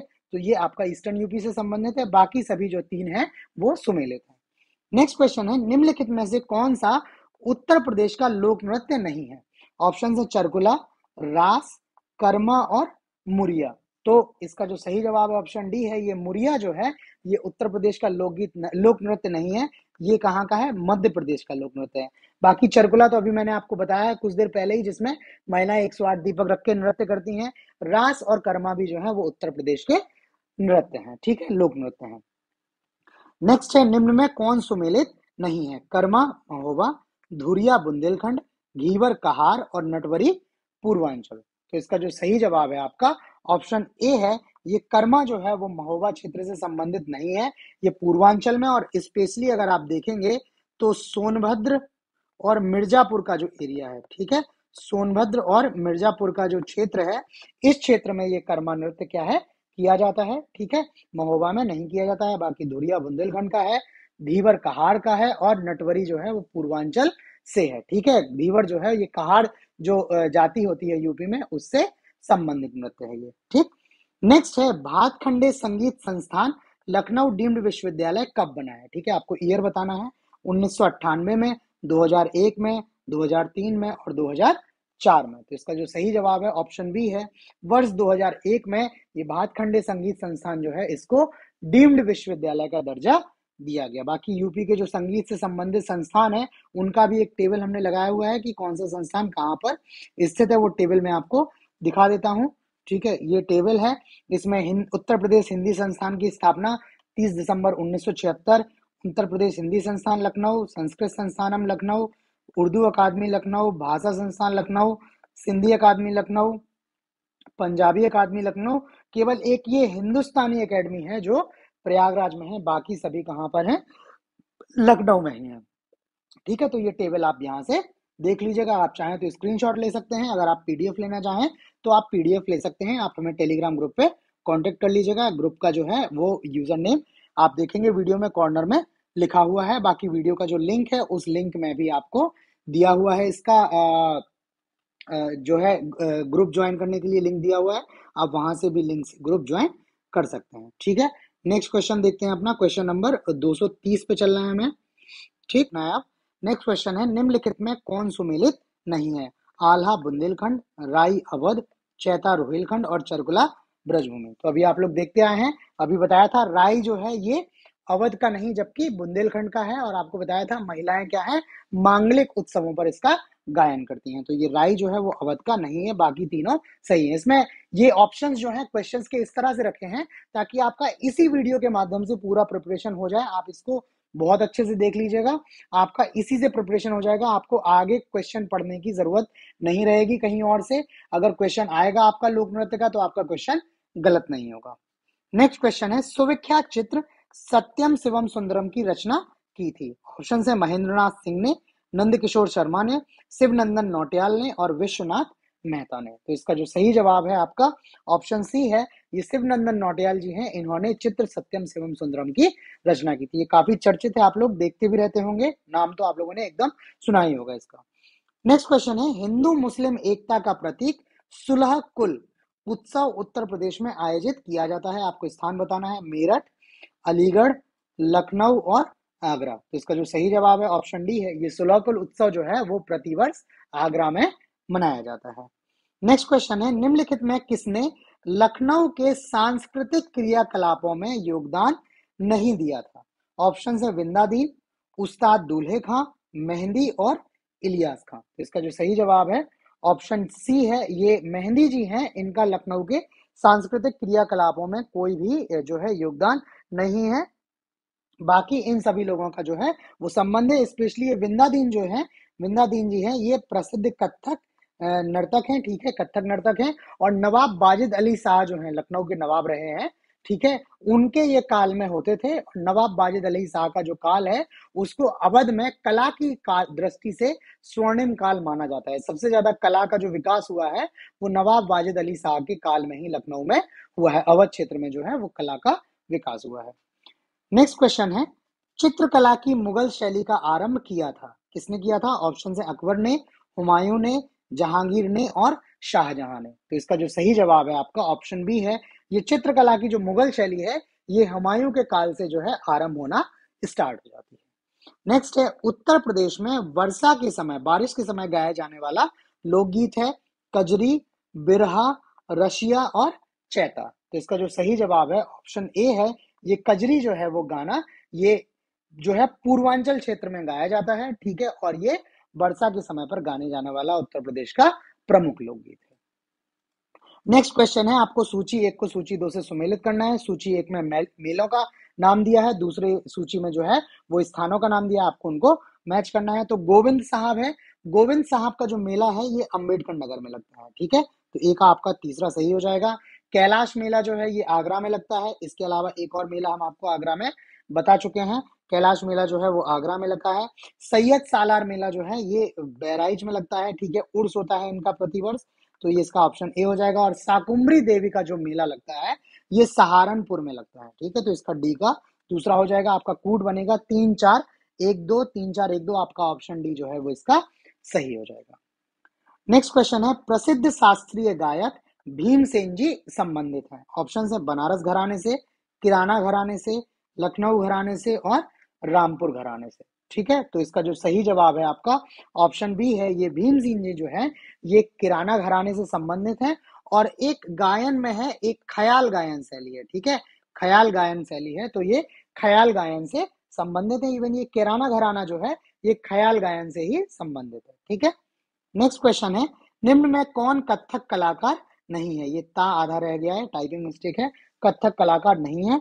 ऑप्शन है बिरजू महाराज, किशन महाराज, लच्छू महाराज और सितारा देवी। तो इसका सही जवाब जो है वो ऑप्शन बी है। ये किशन महाराज जी जो है ये कथक से संबंधित नहीं है, ये प्रसिद्ध तबला वादक हैं, ठीक है, ये क्या है, तबला वादक हैं और ये बनारस घराने से संबंधित हैं, ठीक है, बनारस घराने से संबंधित हैं। बाकी तीनों लोग जो हैं बिरजू महाराज जी, लच्छू महाराज जी और सितारा देवी जी, ये लोग जो हैं आपके कथक से संबंधित हैं। और ये दो जो नाम है वो बहुत इंपॉर्टेंट है, कई बार परीक्षाओं में पूछे गए हैं, आप इनको बिल्कुल भी मिस मत कीजिएगा, ठीक है, आप इनको अच्छे से याद कर लीजिएगा, ठीक है। नेक्स्ट क्वेश्चन पे चलते हैं। नेक्स्ट क्वेश्चन है, फिर से आपको एक तरफ मेला और त्योहार दिए हैं, दूसरे में क्षेत्र दिया है, सुमेलित करना है। जो पशु मेला है ये बटेश्वर का मेला है, बटेश्वर में पशु मेला लगता है, ये बटेश्वर हम आपको पहले ही बता चुके हैं, इसका आपका सही हो जाएगा 3। ध्रुपद मेला जो लगता है ये प्रतिवर्ष बनारस में आयोजित होता है, ऑप्शन 4 है इसका। गोविंद साहब मेला जो लगता है ये आपका अंबेडकर नगर में लगता है, ऑप्शन इसका 2 सही हो जाएगा। और माघ मेला जो लगता है ये प्रति वर्ष जो है वो प्रयागराज में लगता है, इसको कुंभ मेले के नाम से भी जानते हैं और प्रति 12 वर्ष में महाकुंभ का आयोजन किया जाता है। ये 4 जगह पर कुंभ का मेला लगता है, महाकुंभ, ठीक है, 3-3 वर्ष के अंतराल में, और 12 वर्ष में ये है प्रयागराज में लगता है, तो इसका ऑप्शन 1 सही हो जाएगा। कूट आपका जो बनेगा 3-4-2-1 बनेगा, 3-4-2-1 आपका ऑप्शन बी जो है इसका सही जवाब हो जाएगा, ठीक है। नेक्स्ट क्वेश्चन देखते हैं। नेक्स्ट क्वेश्चन है, उत्तर प्रदेश का मुख्य लोक नृत्य है। ऑप्शन है धोबिया, राई, शेरा और उपयुक्त सभी। तो इसका जो सही जवाब है आपका ऑप्शन डी है। ये तीनों जो है उत्तर प्रदेश के लोक नृत्य हैं, ठीक है, जिसमें धोबिया जो है ये आपका पूर्वांचल में, राई जो है ये आपका बुंदेलखंड में आता है और शेरा जो है आपका जो है, सॉरी ये धोबिया नहीं, ये शेरा जो है आपका पूर्वांचल में और स्पेशली सोनभद्र और मिर्जापुर वाले क्षेत्र में ये गाया जाता है और वो नृत्य किया जाता है। और इसका एक अन्य नाम है शैला, नाम से भी इसको जाना जाता है, शेरा या शैला नाम से भी इसको जाना जाता है। नेक्स्ट क्वेश्चन है, मिर्जापुर प्रसिद्ध है। ऑप्शन है कजरी के लिए, चरकुला नृत्य के लिए, पंवारा के लिए और नकटा के लिए। तो इसका जो सही जवाब है ऑप्शन ए है। ये मिर्जापुर जो है पूर्वांचल का क्षेत्र है, ये कजरी के लिए प्रसिद्ध है। अभी बताया था कजरी जो है वो वर्षा ऋतु के समय पर गाया जाता है। नेक्स्ट क्वेश्चन में आपको 4 संस्थान दिए हैं यूपी के और आपको सन दिया है, बताना है कौन किस सन से संबंधित है। भातखंडे संगीत संस्थान जो है इसकी स्थापना 1926 में हुई थी, एकदम सही लिखा हुआ है ये। दूसरा है राज्य ललित कला अकादमी है, इसकी स्थापना 1962 में हुई थी, ये भी एकदम सीधा सुमेलित है।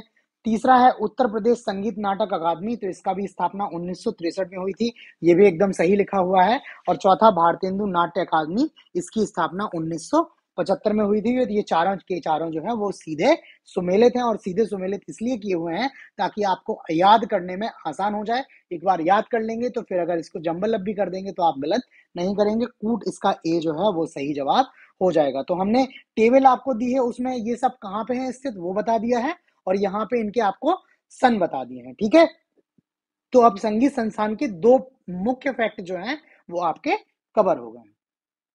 नेक्स्ट में आपको फिर है, आपको नाम दिए हुए हैं और आपको उनका क्षेत्र दिया है, आपको बताना है इसमें से कौन सुमेलित नहीं है। ऑप्शंस है, क्वेश्चन है, बिरजू महाराज कत्थक से, आल्हा महोबा, अमजद अली खां सरोद और बिरहा कन्नौज। तो इसका जो सही जवाब है ऑप्शन डी है। ये ऑप्शन डी बिरहा जो है ये सुमेलित नहीं है। बिरहा जो है वो कन्नौज क्षेत्र से संबंधित नहीं है, ये पूर्वांचल क्षेत्र से संबंधित है। ये बिरहा जो है वो बहुत इंपॉर्टेंट है, इसलिए आपसे लगातार पूछा जा रहा है। बाकी बिरजू महाराज जी जो हैं ये कत्थक से संबंधित हैं। आल्हा लोकगीत जो है ये महोबा क्षेत्र से संबंधित है, और अमजद अली खान जी जो है ये प्रसिद्ध सरोद वादक है। ठीक है, नेक्स्ट है, कौन सा शास्त्रीय नृत्य उत्तर प्रदेश से संबंधित है। ऑप्शन है कथक, भरतनाट्यम, ओडिसी और कुचिपुड़ी। तो इसका जो सही जवाब है ऑप्शन ए है, कथक नृत्य जो है वो उत्तर प्रदेश से संबंधित है, उत्तर प्रदेश का शास्त्रीय नृत्य है। नेक्स्ट है, शाकंभरी देवी मेले का आयोजन कहाँ किया जाता है। ऑप्शन है बनारस में, विंध्याचल में, मेरठ में और सहारनपुर में। तो इसका जो सही जवाब है ऑप्शन डी है, प्रतिवर्ष सहारनपुर में ये शाकंभरी देवी के मेले का आयोजन किया जाता है। ठीक है, ये मेला का जो है ये भी जो है इंपॉर्टेंट है। एक जो बहराइच का है वो इंपॉर्टेंट है, और ये सहारनपुर का जो मेला है ये इंपॉर्टेंट है। बटेश्वर भी आपका बहुत इंपॉर्टेंट है। नेक्स्ट है, बहराइच, सुल्तानपुर, रायबरेली किस बोली के क्षेत्र हैं। यहाँ पर कौन सी बोली बोली जाती है। ऑप्शन है छत्तीसगढ़ी, बघेली, ब्रजभाषा और अवधी। तो इसका जो सही जवाब है ऑप्शन डी है, ये अवधी बोली बोले जाने वाले क्षेत्र हैं, यहाँ पर अवधी बोली बोली जाती है। नेक्स्ट में फिर आपको जो है वो लोकगीत दिए हैं, क्षेत्र दिया है, आपको बताना है कौन सा सुमेलित नहीं है। आल्हा बुंदेलखंड, बिरहा पूर्वी उत्तर प्रदेश, कजरी रोहेलखंड और चैता अवध एवं भोजपुरी क्षेत्र। तो इसका जो सही जवाब है ऑप्शन सी है, ये कजरी जो है ये रोहेलखंड में संबंधित नहीं है। कजरी जो है वो आपका अवध के क्षेत्र से संबंधित है। ठीक है, कजरी जो है अवध क्षेत्र से संबंधित है, सॉरी अवध बोल रहा हूं मैं आपका। कजरी जो है आपका वो मिर्जापुर से संबंधित है। ठीक है, यहाँ पर गलत लिख दिया था मैंने, ये रोहेलखंड की जगह पे मिर्जापुर क्षेत्र से संबंधित है। ठीक, ये पहले भी आ चुका है। ठीक है, बाकी ये तीनों सुमेलित हैं एकदम। ठीक, नेक्स्ट क्वेश्चन है, निम्न में कौन बुंदेलखंड का लोक नृत्य नहीं है। ख्याल, पाईडंडा, जोगनी और राई नृत्य। तो इसका जो सही जवाब है ऑप्शन सी है, ये जोगनी नृत्य जो है ये बुंदेलखंड क्षेत्र का नहीं, जबकि ये अवध क्षेत्र का नृत्य है। ठीक है, ये जो है जोगनी नृत्य अवध क्षेत्र का नृत्य है। बाकी ख्याल, पाईडंडा और राई ये तीनों बुंदेलखंड क्षेत्र से संबंधित है। नेक्स्ट क्वेश्चन है, लठ मार होली मनाई जाती है। ये क्वेश्चन डालने का मेन रीजन ये है कि सबको पता है कि ये मथुरा में होती है। मथुरा में कहाँ होती है, क्योंकि ऑप्शंस बहुत क्लोज हैं, वृंदावन, बरसाना, मथुरा और गोकुल। तो इसका जो सही जवाब है ऑप्शन बी है, ये लठमार जो होली है ये बरसाने में मनाई जाती है। बरसाना जो है वो राधा रानी का जो है वो निवास स्थान माना जाता है, वहां पर ये जो है लठमार होली का आयोजन होता है। नेक्स्ट है, मेरठ में प्रत्येक वर्ष होली के बाद आयोजित किए जाने वाला रंग बिरंगा मेला है। ऑप्शन है कुंभ मेला, नौचंदी मेला, गंगा मेला और सीकरी मेला। तो इसका जो सही जवाब है ऑप्शन बी है, ये नौचंदी मेला जो है वो मेरठ में होली के बाद मनाया जाता है। ठीक है, नेक्स्ट है, किस सूफी संत की वार्षिक उर्स पर देवा में मेला लगता है। ऑप्शन है निजामुद्दीन औलिया, वारिश अली शाह, मोइनुद्दीन चिश्ती और शलीम चिश्ती। तो इसका जो सही जवाब है ऑप्शन बी है, ये वारिश अली शाह के उर्स पर देवा शरीफ जो बाराबंकी में है वहां पर हर वर्ष जो है मेला लगता है। तो इसमें आपसे देवा शरीफ अगर पूछा जाता है तो आपको पता होना चाहिए कि ये बाराबंकी में लगता है, और किस सूफी संत के उर्स पर लगता है, तो वाजिद अली शाह के उर्स पर यह मेला लगता है।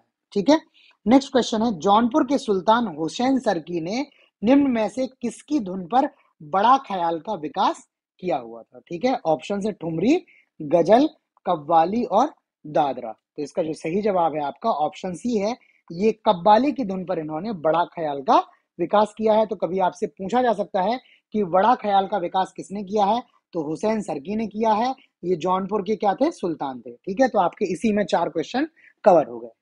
नेक्स्ट क्वेश्चन है, निम्न में किस तबला वादक का जन्म बनारस के कबीर चौरा में हुआ था? स्थान का नाम है कबीर चौरा। ऑप्शन है अल्लाह रखा, शिव कुमार वर्मा, पंडित किशन महाराज और मोदू खां। तो इसका जो सही जवाब है ऑप्शन सी है, ये पंडित किशन महाराज जी जो हैं, इनका जन्म बनारस के कबीर चौरा में हुआ था।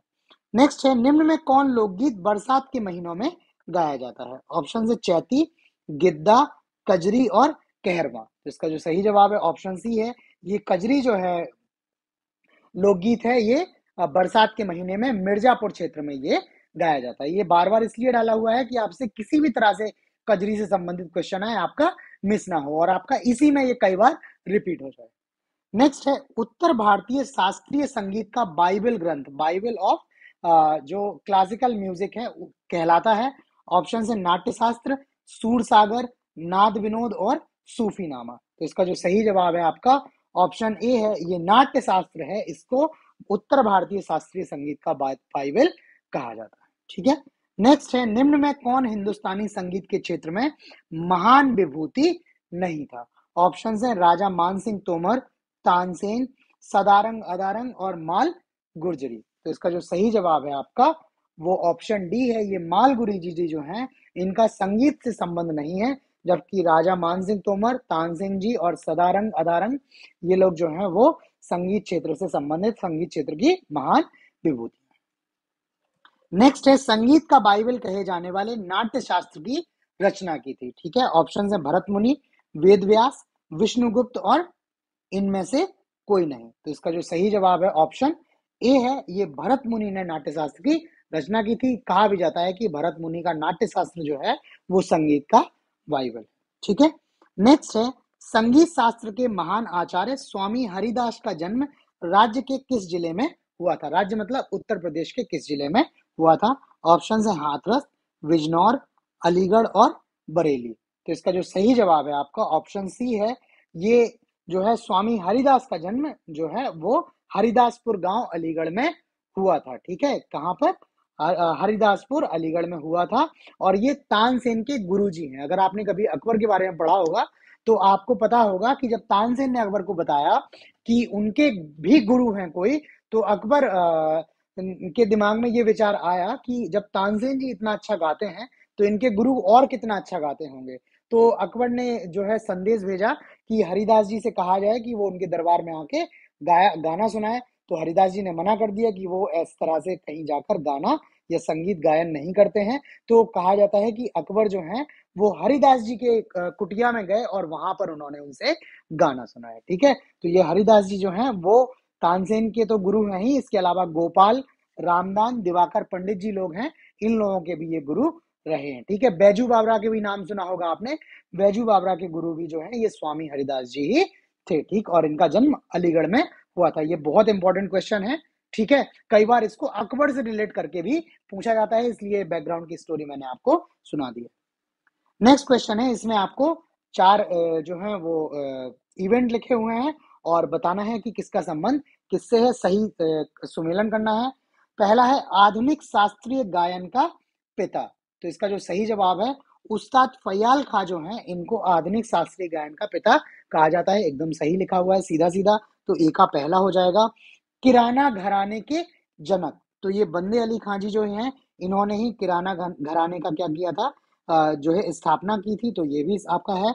अतरौली घराने के संस्थापक, तो ये भी सही है। काले खां और चांद खां जी लोग हैं, इन लोगों ने मिलकर अतरौली घराने की स्थापना की थी। और लखनऊ ख्याल गायकी का पितामह, तो ये मुर्शिद अली खां जी हैं, इनको ही लखनऊ ख्याल गायकी का पितामह कहा जाता है। तो ये सभी जो है वो सीधे सीधे सुमेलित हैं। कूट जो है वो 1 2 3 4 आपका बन जाएगा। ऑप्शन ए जो है इसका सही हो जाएगा। ठीक है, बाकी देख लीजिए कि जो संगीत के प्रमुख घराने हैं वो मैंने आपको पहले ही बता दिया है। इसके बाद यहाँ पर किराना घराना भी आ गया, अतरौली घराना भी आ गया, इटावा घराने की भी हम आपसे चर्चा कर चुके हैं। तो अगर और कोई घराने के जो भी इंपॉर्टेंट फैक्ट हैं वो हमने इसमें डाल दिए हैं, जिससे आपका क्वेश्चन गलत ना हो, क्वेश्चन आपका मिस ना हो। नेक्स्ट है, आधुनिक शास्त्रीय गायन का पिता किसे माना जाता है? ऑप्शन है विंदादीन महाराज जी, उस्ताद फयाल खां, वाजिद अली शाह और नियामत खां, तो अभी पीछे ही डिस्कस कर चुके हैं। उस्ताद फयाल खां जो है इनको आधुनिक शास्त्रीय गायन का पिता कहा जाता है। नेक्स्ट क्वेश्चन है, निम्न में कौन सा साधुओं द्वारा गाया जाने वाला भक्तिपूर्ण गीत है? ऑप्शन है निर्गुण, पूरन भगत, मात्र मृतिहरि और ये सभी। तो इसका जो सही जवाब है आपका ऑप्शन डी है, ये मृतिहरि को ही जो है ये तीनों जो है निर्गुण, पूरन भगत और मृतिहरि, ये तीनों ही जो है वो साधुओं द्वारा जाने वाले भक्तिपूर्ण गीत है। अच्छा, नेक्स्ट क्वेश्चन पे जाने से पहले एक चीज और बता दूं, ये उस्ताद फयाल खां है, इनको आफ्ताब ए मौसिकी भी कहा जाता है। ठीक है, आफ्ताब ए मौसिकी, ठीक है, इनको आफ्ताब ए मौसिकी या संगीत का सूर्य भी कहा जाता है। तो अगर आपसे ये क्वेश्चन पूछा जाए कि आफ्ताब ए मौसिकी के नाम से किसको जाना जाता है, तो उस्ताद फयाल खां को आफ्ताब ए मौसिकी के नाम से जाना जाता है या कहा जाता है। नेक्स्ट क्वेश्चन है, फिर से आपको सुमेलित करना है, घराने लिखे हुए हैं और किसने स्थापना की है। पहला है कानपुर घराने की शुरुआत, तो कानपुर घराने की जो शुरुआत की हुई है वो नियामत खान जी ने की हुई है। ठीक है, दो घरानों के हम आपको पहले बता चुके हैं, यहाँ पर कानपुर आ गया तो इसका ऑप्शन 3 हो जाएगा। कत्थक में ठुमरी का प्रवेश किसने किया है? विंध्याधीन महाराज जी जो है इन्होंने कत्थक में ठुमरी का प्रवेश किया है। चौथा हो गया, इटावा घराने के संस्थापक कौन है? इनायत खान जी हैं, ये इटावा घराने के संस्थापक हैं, इसका वैला हो जाएगा। और शास्त्रीय संगीत में टप्पा शैली का विकास, तो ये खुशी महाराज जी जो हैं इन्होंने शास्त्रीय संगीत शैली में टप्पा शैली का विकास किया है, इसका ऑप्शन 2 हो जाएगा। कूट आपका बनेगा 3-4-1-2, 3-4-1-2, ऑप्शन डी जो है आपका इसका सही जवाब हो जाएगा। ठीक है, तो हमने आपको लगभग जितने भी घराने हैं सभी की जिन्होंने स्थापना की है उनका नाम आपको बता दिया है। नेक्स्ट है, नृत्य की कौन सी शैली उत्तर प्रदेश की देन है? ऑप्शन है मुगल शैली, कथक शैली, प्राचीन शैली और इनमें से कोई नहीं। तो इसका जो सही जवाब है आपका वो ऑप्शन बी है। जो नृत्य की कथक शैली है ये उत्तर प्रदेश से संबंधित है, उत्तर प्रदेश का ये शास्त्रीय नृत्य है। नेक्स्ट है, उत्तर प्रदेश में होली का पर्व किस महीने में मनाया जाता है? पौष, फागुन, चैत्र और वैशाख। तो इसका जो सही जवाब है ऑप्शन बी है, फागुन माह में जो है वो उत्तर प्रदेश में होली का पर्व मनाया जाता है। जो प्रमुख पर्व है होली, दिवाली, इन दोनों पर्वों के आप माह देख लीजिएगा कि कौन सा पर्व किस माह में मनाया जाता है। इस तरह से भी आपसे क्वेश्चन पूछा जाता है। तो हिंदू कैलेंडर के अकॉर्डिंग 12 महीने हैं, चैत्र, वैशाख, ज्येष्ठ, आषाढ़ करके जो चलते हैं, ये भी आप याद कर लीजिएगा क्योंकि कई बार ये पूछ लिया जाता है। नेक्स्ट में आपको फिर से सुमेलित करना है, राधा के जन्म से संबंधित नृत्य, राधा रानी के जन्म से संबंधित नृत्य कौन सा है? तो ये घड़ा नृत्य जो है ये राधा रानी के जन्म से संबंधित नृत्य है। उनके जन्म के समय जो जन्म का उनका जो दिवस होता है उस दिन ये नृत्य होता है। धूरिया नृत्य जो है ये उत्तर प्रदेश में जो प्रजापति समूह है, जो जाति है, लोग हैं प्रजापति समूह के, वो धूरिया नृत्य करते हैं। कहरौआ नृत्य जो है ये आपका पूर्वांचल क्षेत्र से संबंधित है। पहले का चौथा हुआ है, बी का आपका तीसरा हुआ है, सी का आपका दूसरा हुआ है। और कर्मा नृत्य जो है ये खरवाड़ जनजाति द्वारा किया जाने वाला प्रमुख नृत्य है। ठीक है, तो इसका जो है वो 1 हो जाएगा।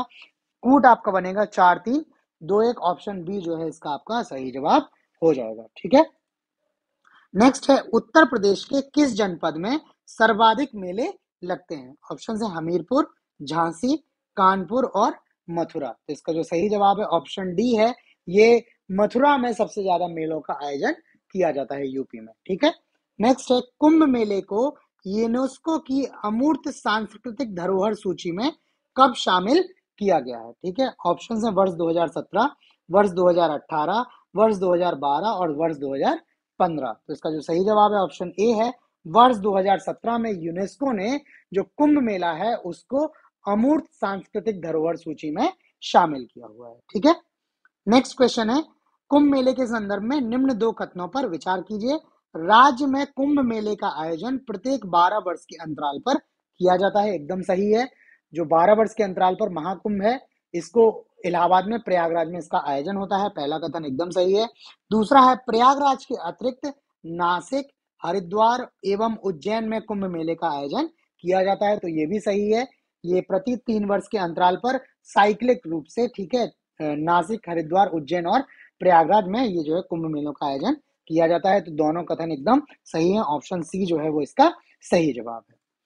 नेक्स्ट क्वेश्चन है, मुगल संस्कृतियों एवं भारतीय ललित कलाओं का प्रदर्शन किस महोत्सव में होता है? ऑप्शन है ताज महोत्सव, काम्पिल्य महोत्सव, लखनऊ उत्सव और कजरी महोत्सव। तो इसका जो सही जवाब है ऑप्शन ए है, ताज महोत्सव, जिसका आयोजन आगरे में होता है। इसको जो है, इसमें मुगल संस्कृतियों और भारतीय ललित कलाओं का प्रदर्शन इसमें किया जाता है। नेक्स्ट है, उत्तर प्रदेश का गुरु पूर्णिमा पर्व समर्पित है, कौन से ऋषि को समर्पित है? ऑप्शन है व्यास, वशिष्ठ, वाल्मीकि और भृगु। तो ये ऋषि व्यास जो हैं, ठीक है, महर्षि व्यास जो हैं, इनके जो है ये गुरु पूर्णिमा का पर्व जो है इनको समर्पित है। ठीक है। नेक्स्ट क्वेश्चन है, ठुमरी के संदर्भ में निम्नलिखित में कौन सा कथन सही है? पहला है, ठुमरी की उत्पत्ति उत्तर प्रदेश में हुई है। तो ये एकदम सही है, ठुमरी की उत्पत्ति जो है उत्तर प्रदेश में ही हुई है। और दूसरा, ठुमरी सुगम एवं आकर्षक है, मतलब आसानी से किया जा सकता है इसको, और ये बहुत अट्रैक्टिव है। तो ये भी सही है, दोनों ऑप्शन जो है इसके सही है। ऑप्शन सी जो है इसका सही जवाब आपका हो जाएगा। ठीक है। तो ये सारे आपके जो हैं, ये कला संस्कृति से संबंधित जो यूपी के क्वेश्चन थे वो हो गए। ये टेबल्स जिनके बारे में हम आपको बता चुके हैं, ये टेबल्स यहाँ पे आपको दी हुई हैं। आप पीडीएफ लेंगे तो उन पीडीएफ में आपको ये टेबल्स मिल जाएंगी। ये सारे मेले लिखे हुए हैं इसमें। ये उत्तर प्रदेश की प्रमुख नाच संस्कृति हम लोग देख रहे थे, उत्तर प्रदेश में कला वगैरह की क्या स्थिति है। अब आते हैं हम लोग अपने इसके चैप्टर 6 पे, और ये हमारा जो है वो इस सीरीज का लास्ट चैप्टर है। इसमें हम लोग देखेंगे कि उत्तर प्रदेश में पर्यटन की क्या स्थिति है और कौन कौन से यहाँ पर ऐतिहासिक धार्मिक स्थल हैं। सभी धर्मों के जो भी धार्मिक स्थल हैं उत्तर प्रदेश में जो प्रसिद्ध हैं, इतिहास में जिनका महत्वपूर्ण स्थान है, उन सभी की हम लोग चर्चा करेंगे। एक बार फिर से आपको बता दूं कि ये जो करंट अफेयर्स आने वाले हैं यूपी पीसीएस प्रीलिम्स 2024 में, उनको ध्यान में रखते हुए करंट अफेयर्स की एक हमने 700 से अधिक क्वेश्चंस की सीरीज स्टार्ट की है। वो सीरीज पूरी की पूरी जो है वो चैनल पर अपडेटेड है। इसके अलावा एक हमने यूपी स्पेशल का करंट भी आपको प्रोवाइड किया है। ठीक है, ये भी वीडियो है, तो ये वीडियो भी आप वहां पर देख सकते हैं। ठीक है, और अगर आपको इनकी पीडीएफ वगैरह चाहिए तो आप ये टेलीग्राम या व्हाट्सएप के माध्यम से हमसे कांटेक्ट कर सकते हैं। ठीक, तो स्टार्ट करते हैं अपने चैप्टर 6 उत्तर प्रदेश में पर्यटन एवं ऐतिहासिक धार्मिक स्थलों के पहले क्वेश्चन से। ठीक, क्वेश्चन है, सूची 1 को सूची 2 से सुमेलित कर सही कूट का चयन करें। सूची 1 में आपको शहर दिए हुए हैं और सूची 2 में उन शहरों के संस्थापक के नाम बताने, आपको मिलाना है।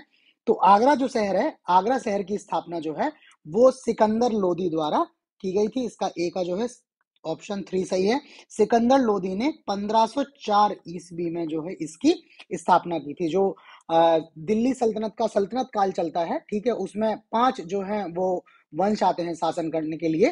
तो उसमें सबसे अंतिम जो है वो लोदी वंश है, और उसी लोदी वंश के सिकंदर लोदी ने आगरा शहर की स्थापना की थी 1504 में। दूसरा है जौनपुर। जौनपुर की स्थापना जो है वो इसी दिल्ली सल्तनत में जो तीसरा वंश आता है तुगलक वंश, उस तुगलक वंश के फिरोज शाह तुगलक ने 1358 में 1358 में की थी, अपने भाई जौना खां की स्मृति में। ये भी क्वेश्चन पूछा जाता है। तो तीसरे का ऑप्शन हो जाएगा 4। झांसी है, झांसी जो है उत्तर प्रदेश का बुंदेलखंड क्षेत्र है, उसमें आता है। इसकी स्थापना जो है वो की है बीर सिंह बुंदेला ने। ठीक है, ये बुंदेला शासक हैं। इन्होंने वर्ष 1631 में जो है स्थापना की थी। ये जो वीर सिंह बुंदेला हैं, ये झांसी के निकट ही स्थान है ओरछा। तो ओरछा के ये राजा थे, उन्होंने झांसी शहर की स्थापना की थी। और वो जो झांसी की रानी है वो यही झांसी है, जिसके लिए वो आपने कहावत भी सुनी होगी, बुंदेले हर बोलों के मुंह। तो वही बुंदेला शासक ये है। ठीक है, और लास्ट है कौशाम्बी। तो कौशाम्बी की जो स्थापना हुई है वो राजा निचक्षु द्वारा इसकी स्थापना की गई है। ये बहुत पहले हुई है, तो इसका सन अवेलेबल नहीं है। तो आपका जो है वो सी का आपका बन जाएगा पहला ऑप्शन। ठीक है, और डी का बन जाएगा आपका दूसरा। कूट जो बना 3 4 1 2, तो ऑप्शन डी जो है इसका सही जवाब है। ये बाकी चीजें जो मैंने बोली हैं, ये आप इसको वीडियो को पॉज करके लिख लीजिएगा। ठीक है, क्योंकि ये डिटेल इसमें नहीं लिखी है। नेक्स्ट क्वेश्चन है, हर्षवर्धन ने 2 महान धार्मिक सम्मेलन आयोजित किए। ऑप्शन है कन्नौज प्रयाग, प्रयाग और सॉरी, पहला ऑप्शन है कन्नौज प्रयाग, प्रयाग थानेश्वर, थानेश्वर बल्लभी और बल्लभी प्रयाग। तो इसका जो सही जवाब है ऑप्शन ए है, कन्नौज और प्रयाग, जिसको इलाहाबाद बोलते थे पहले, अभी प्रयागराज हो गया है। तो यहाँ पर हर्षवर्धन ने 2 धार्मिक सम्मेलनों का आयोजन किया है। बाकी चीनी यात्री जो है हुइनसांग, ठीक है, हुइनसांग के द्वारा जो बताया गया है कि जो हर्षवर्धन है वो प्रत्येक 5 वर्ष पश्चात प्रयागराज में महामोक्ष परिषद का आयोजन करते थे। ठीक है, ये हुइन सांग ने बताया हुआ है अपनी पुस्तक में। ठीक, चौरी चौरा किस जिले में स्थित है? ऑप्शन है देवरिया, महाराजगंज, कुशीनगर और गोरखपुर। तो इसका जो सही जवाब है ऑप्शन डी है। ये चौरी चौरा जो है वो गोरखपुर में स्थित है। बाकी आप लोगों को याद हो, हिस्ट्री में आप पढ़ते हो कि 4 फरवरी 4 फरवरी 1922 को, 4 फेब 1922 को ये चौरी चौरा स्थान पर प्रोटेस्टर्स जो थे उन्होंने क्या किया था, चौरी चौरा में स्थित पुलिस स्टेशन में आग लगा दी थी। ठीक है, काफी ज्यादा यहाँ पर जो है हिंसा हुई थी और उसी के पश्चात जो है गांधी जी ने अपने असहयोग आंदोलन को वापस ले लिया था। तो ये चौरी चौरा स्थान जो है वो गोरखपुर में स्थित है। ठीक है, नेक्स्ट क्वेश्चन है, सूची 1 को फिर से आपको सुमेलित करना है। ठीक है, तो इसमें आप देख लीजिए 4 नाम दिए हुए हैं, गौतम बुद्ध नगर, अंबेडकर नगर, संत कबीर नगर और सिद्धार्थ नगर। और ये अकबरपुर, खलीलाबाद, नौगढ़ और नोएडा। ये काफी बार क्वेश्चन जो है वो पीसीएस पूछ चुका है, इसलिए इसको इंक्लूड किया है। ये नोएडा जो है इसको ही आप लोग गौतम बुद्ध नगर बोलते हैं। ठीक है, पहले नोएडा बोला जाता था, तो इसका ऑप्शन 4 हो जाएगा। अंबेडकर नगर जो है अकबरपुर को क्या कहा जाने लगा है, आप अंबेडकर नगर बोलते हैं। ठीक है, अकबरपुर वहां पर स्थित है। ठीक, संत कबीर नगर जो है ये खलीलाबाद जो है वो संत कबीर नगर से संबंधित है, ऑप्शन 2 हो जाएगा इसका। और सिद्धार्थ नगर जो है ये नौगढ़ जो है सिद्धार्थ नगर से संबंधित है। तो इसका जो कूट बनेगा आपका जो आपका इसका कूट बन जाएगा, ये मैंने कहीं, हाँ तीसरा है ये, इसका कूट बनेगा 4123। ठीक, तो ऑप्शन सी जो है वो इस क्वेश्चन का सही जवाब हो जाएगा। इसको, इन चारों को आप याद कर लीजिए, क्वेश्चन जो है लगातार पूछा जाता है। नेक्स्ट क्वेश्चन है, फिर से आपको सूची में 2 दिए हुए हैं, पहले में दिया हुआ है स्थल और दूसरे में दिया हुआ है किस स्थान पर ये है, आपको मिलाना है। तो पहला है नैमिसारण तीर्थ। तो ये जो नैमिसारण तीर्थ है ये जो है यूपी के सीतापुर में स्थित है और बोला जाता है इसको, इस नैमिसारण्य को 88,000 ऋषियों की तपोभूमि माना जाता है। क्या? 88,000 ऋषियों की तपोभूमि और 30,000 तीर्थों का स्थान। ठीक है, और इसी वजह से इसको चक्र तीर्थ के नाम से जाना जाता है। ठीक है, और एक लेजेंड और है, आप लोग देखते हैं जब देवासुर संग्राम की बात आती है तो उसमें इंद्र के हाथ में जो वज्र होता है वो महर्षि दधीची की अस्थियों से बना हुआ है। तो वो महर्षि दधीची ने जो देवताओं को अपनी अस्थियों का दान किया था, वो नैमिषारण्य नामक स्थल पर ही इन्होंने अस्थियों का दान किया हुआ था। तो ये नैमिषारण्य जो है वो बहुत इंपॉर्टेंट तीर्थ स्थल है। इसका ऑप्शन 4 हो जाएगा। महापरिनिर्वाण मंदिर जो है ये आपका कुशीनगर में स्थित है। ठीक है, ये महात्मा बुद्ध से संबंधित है। ठीक है, महात्मा बुद्ध ने यहाँ पर जो है, महात्मा बुद्ध की मृत्यु हुई थी 400 जो है 483 ईसा पूर्व में। ठीक है, और ये जो कुशीनगर है ये मल्ल गणराज्य की राजधानी, जो 16 जनपद आप लोग पढ़ते हैं तो उसमें मल्ल गणराज्य था, उसकी राजधानी थी कुशीनगर। वहीं पे जो है वो 483 ईसा पूर्व में महात्मा बुद्ध की मृत्यु हुई थी और उस घटना को महापरिनिर्वाण बोलते हैं और उसी आधार पर इसको महापरिनिर्वाण मंदिर की स्थापना की गई है। तो इसका जो है वो 3 हो जाएगा। महर्षि वाल्मीकि का आश्रम जो है ये स्थित है बिठूर में। कानपुर के पास एक जगह है बिठूर, वहां पर महर्षि वाल्मीकि जी का आश्रम है। और चौथा तो इसका जो हो जाएगा 2। और कालिंजर का किला जो है, ये कालिंजर का किला जो है बांदा में है। ये जो बांदा में चंदेल शासक थे उन शासकों द्वारा इस किले की स्थापना की गई है। तो इसका 1 हो जाएगा। कूट जो बन रहा है वो बन रहा है 4-3-2-1। ऑप्शन आप देखोगे तो ऑप्शन बी जो है इस क्वेश्चन का सही जवाब है। ये जो मैं एक्सप्लेनेशन आपको दे रहा हूं, आप वीडियो को पॉज करके कहीं लिख लीजिएगा। ठीक है, अदरवाइज आप भूल जाएंगे क्योंकि इसमें मल्टीपल क्वेश्चन हम लोग एक साथ डिस्कस कर रहे हैं। नेक्स्ट क्वेश्चन में फिर से आपको 2 सूचियां दी हैं। ये सूचियों वाले क्वेश्चंस इसलिए इसमें दिए हैं ताकि कम से कम टाइम में आपके ज्यादा से ज्यादा क्वेश्चन कंप्लीट कर लिए जाएं। इनको इंडिविजुअल क्वेश्चन बनाते तो ये 4 क्वेश्चन हो जाते, इसी 4 क्वेश्चन को एक क्वेश्चन। तो अगर इस सूची के आपके 4 क्वेश्चन हमने करवाए तो आपके टोटल जो है वो 16 क्वेश्चन हो जाएंगे। ठीक है, तो लक्ष्य यही है कि आपको कम से कम समय में अधिक से अधिक कंटेंट दिया जाए ताकि आपका रिवीजन होता जाए और कोई भी चीज ऐसी ना रहे जो आपकी छूट जाए। ठीक, तो आपने इसमें नगरों के उपनाम दिए हैं और आपको बताना है कि वो किस शहर का उपनाम है। तो पहला है नगर महोदय श्री। तो ये कन्नौज का जो है उपनाम है। कन्नौज को पहले नगर महोदय श्री के नाम से जाना जाता था। एकदम सही मिला हुआ है। भारत का सिराज जो है ये जौनपुर को बोला जाता है। ठीक है, जौन, ये भी सही है। ऋषिपत्तन मृगदाय जो है ये कौशाम्बी को भी जो है, पुराना नाम कौशाम्बी का ऋषिपत्तन मृगदाय है। और जो कौशल है ये सारनाथ का जो है वो पुराना नाम जो है कौशल है। ठीक है, तो ये चारों जो है वो सही मिले हुए हैं एकदम। इसका ऑप्शन जो है 1 2 3 4 है, सी इसका जो है वो सही जवाब है। अच्छा, यहाँ एक चीज और देख लीजिए, हो सकता है आपको केवल महोदय दिया जाए कि महोदय किस शहर का पुराना नाम है, नगर श्री ना दिया जाए, और यहाँ पे आपको ऋषि प्रतन की जगह केवल मृगदाय दे दिया जाए। तो आप कंफ्यूज मत होइएगा, ये महोदय कन्नौज और मृगदाय कौशाम्बी है।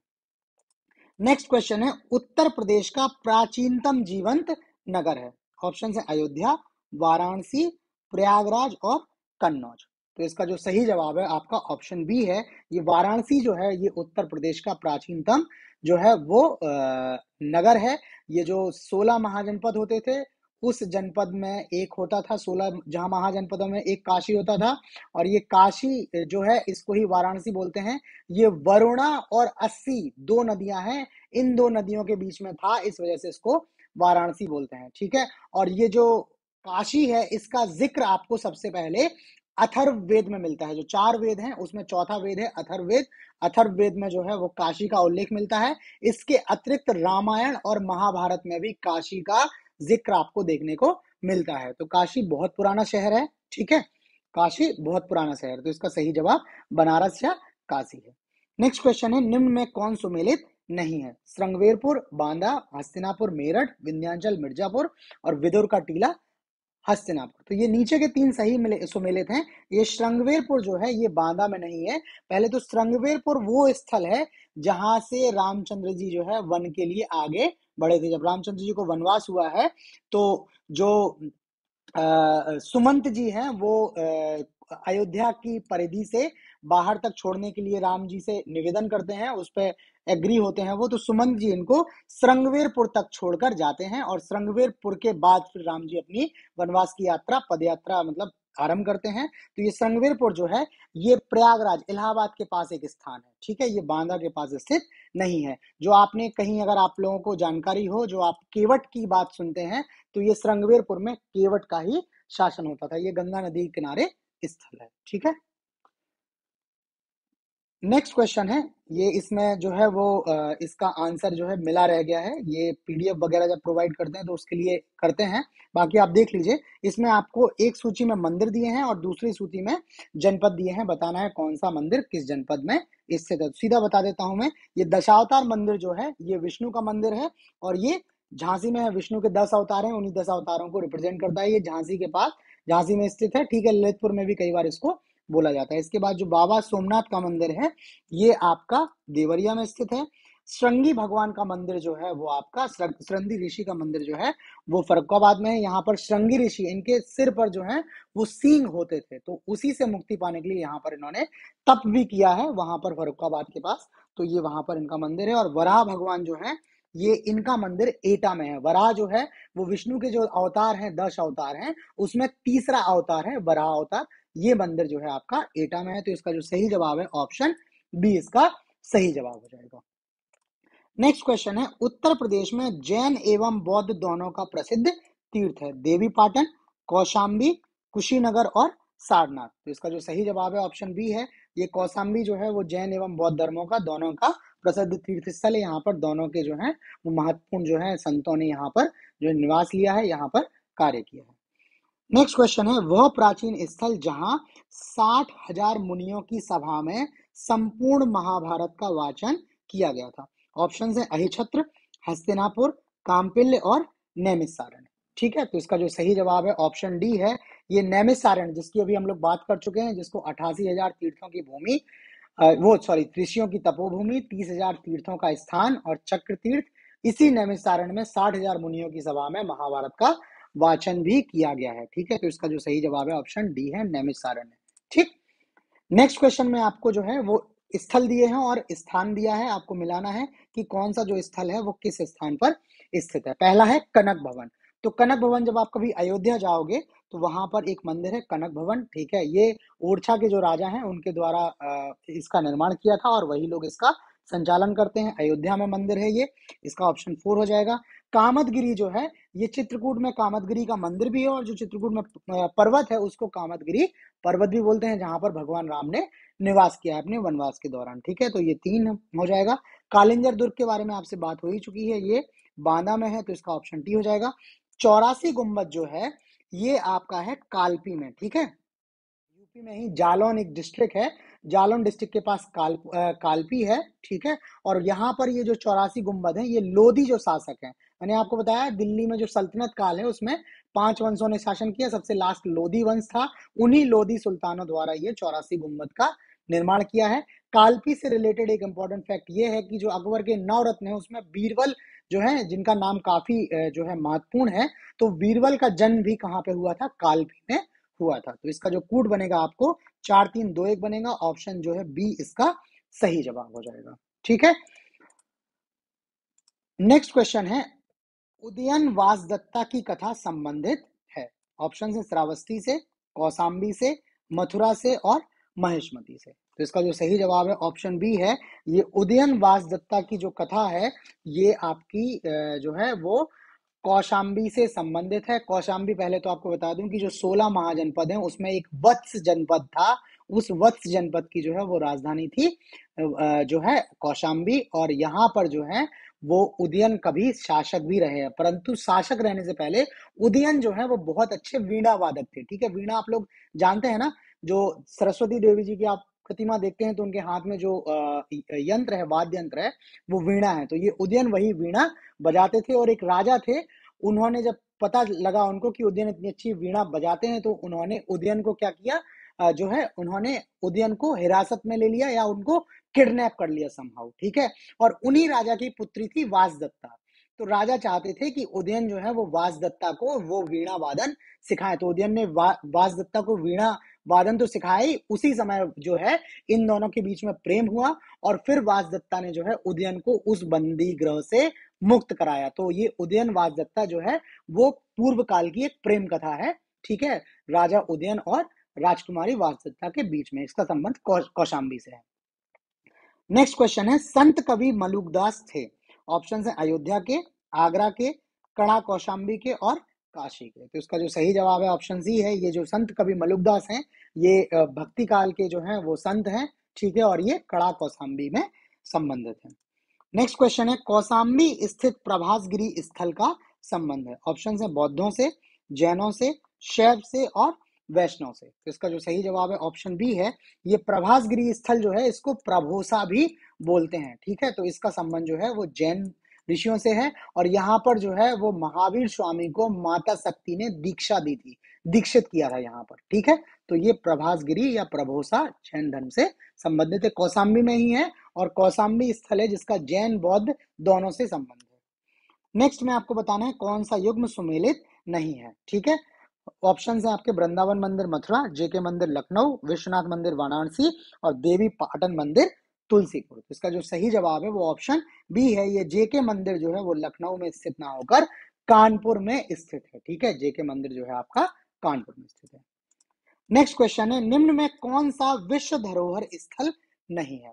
ऑप्शन है आगरा का किला, फतेहपुर सीकरी, ताजमहल और अकबर का मकबरा। तो इसका जो सही जवाब है ऑप्शन डी है, ये अकबर का मकबरा जो है वो विश्व धरोहर स्थल में शामिल नहीं है। बाकी यूपी के ये 3 स्थल हैं, आगरा का किला, फतेहपुर सीकरी और ताजमहल, ये तीनों जो है वो विश्व धरोहर स्थल में शामिल है। अच्छा, नेक्स्ट क्वेश्चन पे आपको चलने से पहले बता दूं कि इसमें हमने कुछ टेबल्स इंक्लूड कर रखी हैं, ठीक है। तो पहले तो यही वाली टेबल हम लोग देख लेते हैं जिसमें ये विश्व धरोहर स्थल की बात हुई है, ठीक। वो उसमें आपको डिटेल लिखी हुई है हमने, ये आपके ये आपका आ जाएगा। इसमें हमने दिखा है यूनेस्को की विश्व विरासत स्थल सूची में शामिल उत्तर प्रदेश के स्थल। तो इसमें आगरा का किला है, ये वर्ष 1983 में शामिल हुआ, ताजमहल 1983 में शामिल हुआ और फतेहपुर सीकरी जो है वो 1986 में शामिल हुआ, ठीक है। इसके अलावा इसमें और भी जो है वो लगाए हुए हैं हमने। तो सबसे पहले तो ये है कि उत्तर प्रदेश के जो पर्यटन सर्किट हैं या परिपथ, सर्किट या परिपथ दोनों हैं। तो पहला है हेरिटेज सर्किट, उसमें ये स्थल शामिल है। रामायण सर्किट में अयोध्या, चित्रकूट, संगमेरपुर। बुद्धिस्ट सर्किट में कुशीनगर, काम्पिल, श्रावस्ती। ब्रज परिपथ में आगरा, मथुरा, वृंदावन। अवध परिपथ में ये है, ठीक है। तो इस तरह से ये लगाए हुए हैं। फिर उसके बाद दूसरा है, इसमें महत्वपूर्ण पर्यटक स्थल है, ठीक है, कड़ा, बरन, श्रृंगवेरपुर, ये आ गया आपका प्रयागराज के निकट, यहाँ राम जी ने एक रात का विश्राम किया था, उसके बाद आगे बढ़े थे। मिश्रिक, भरतकुंड, मगहर।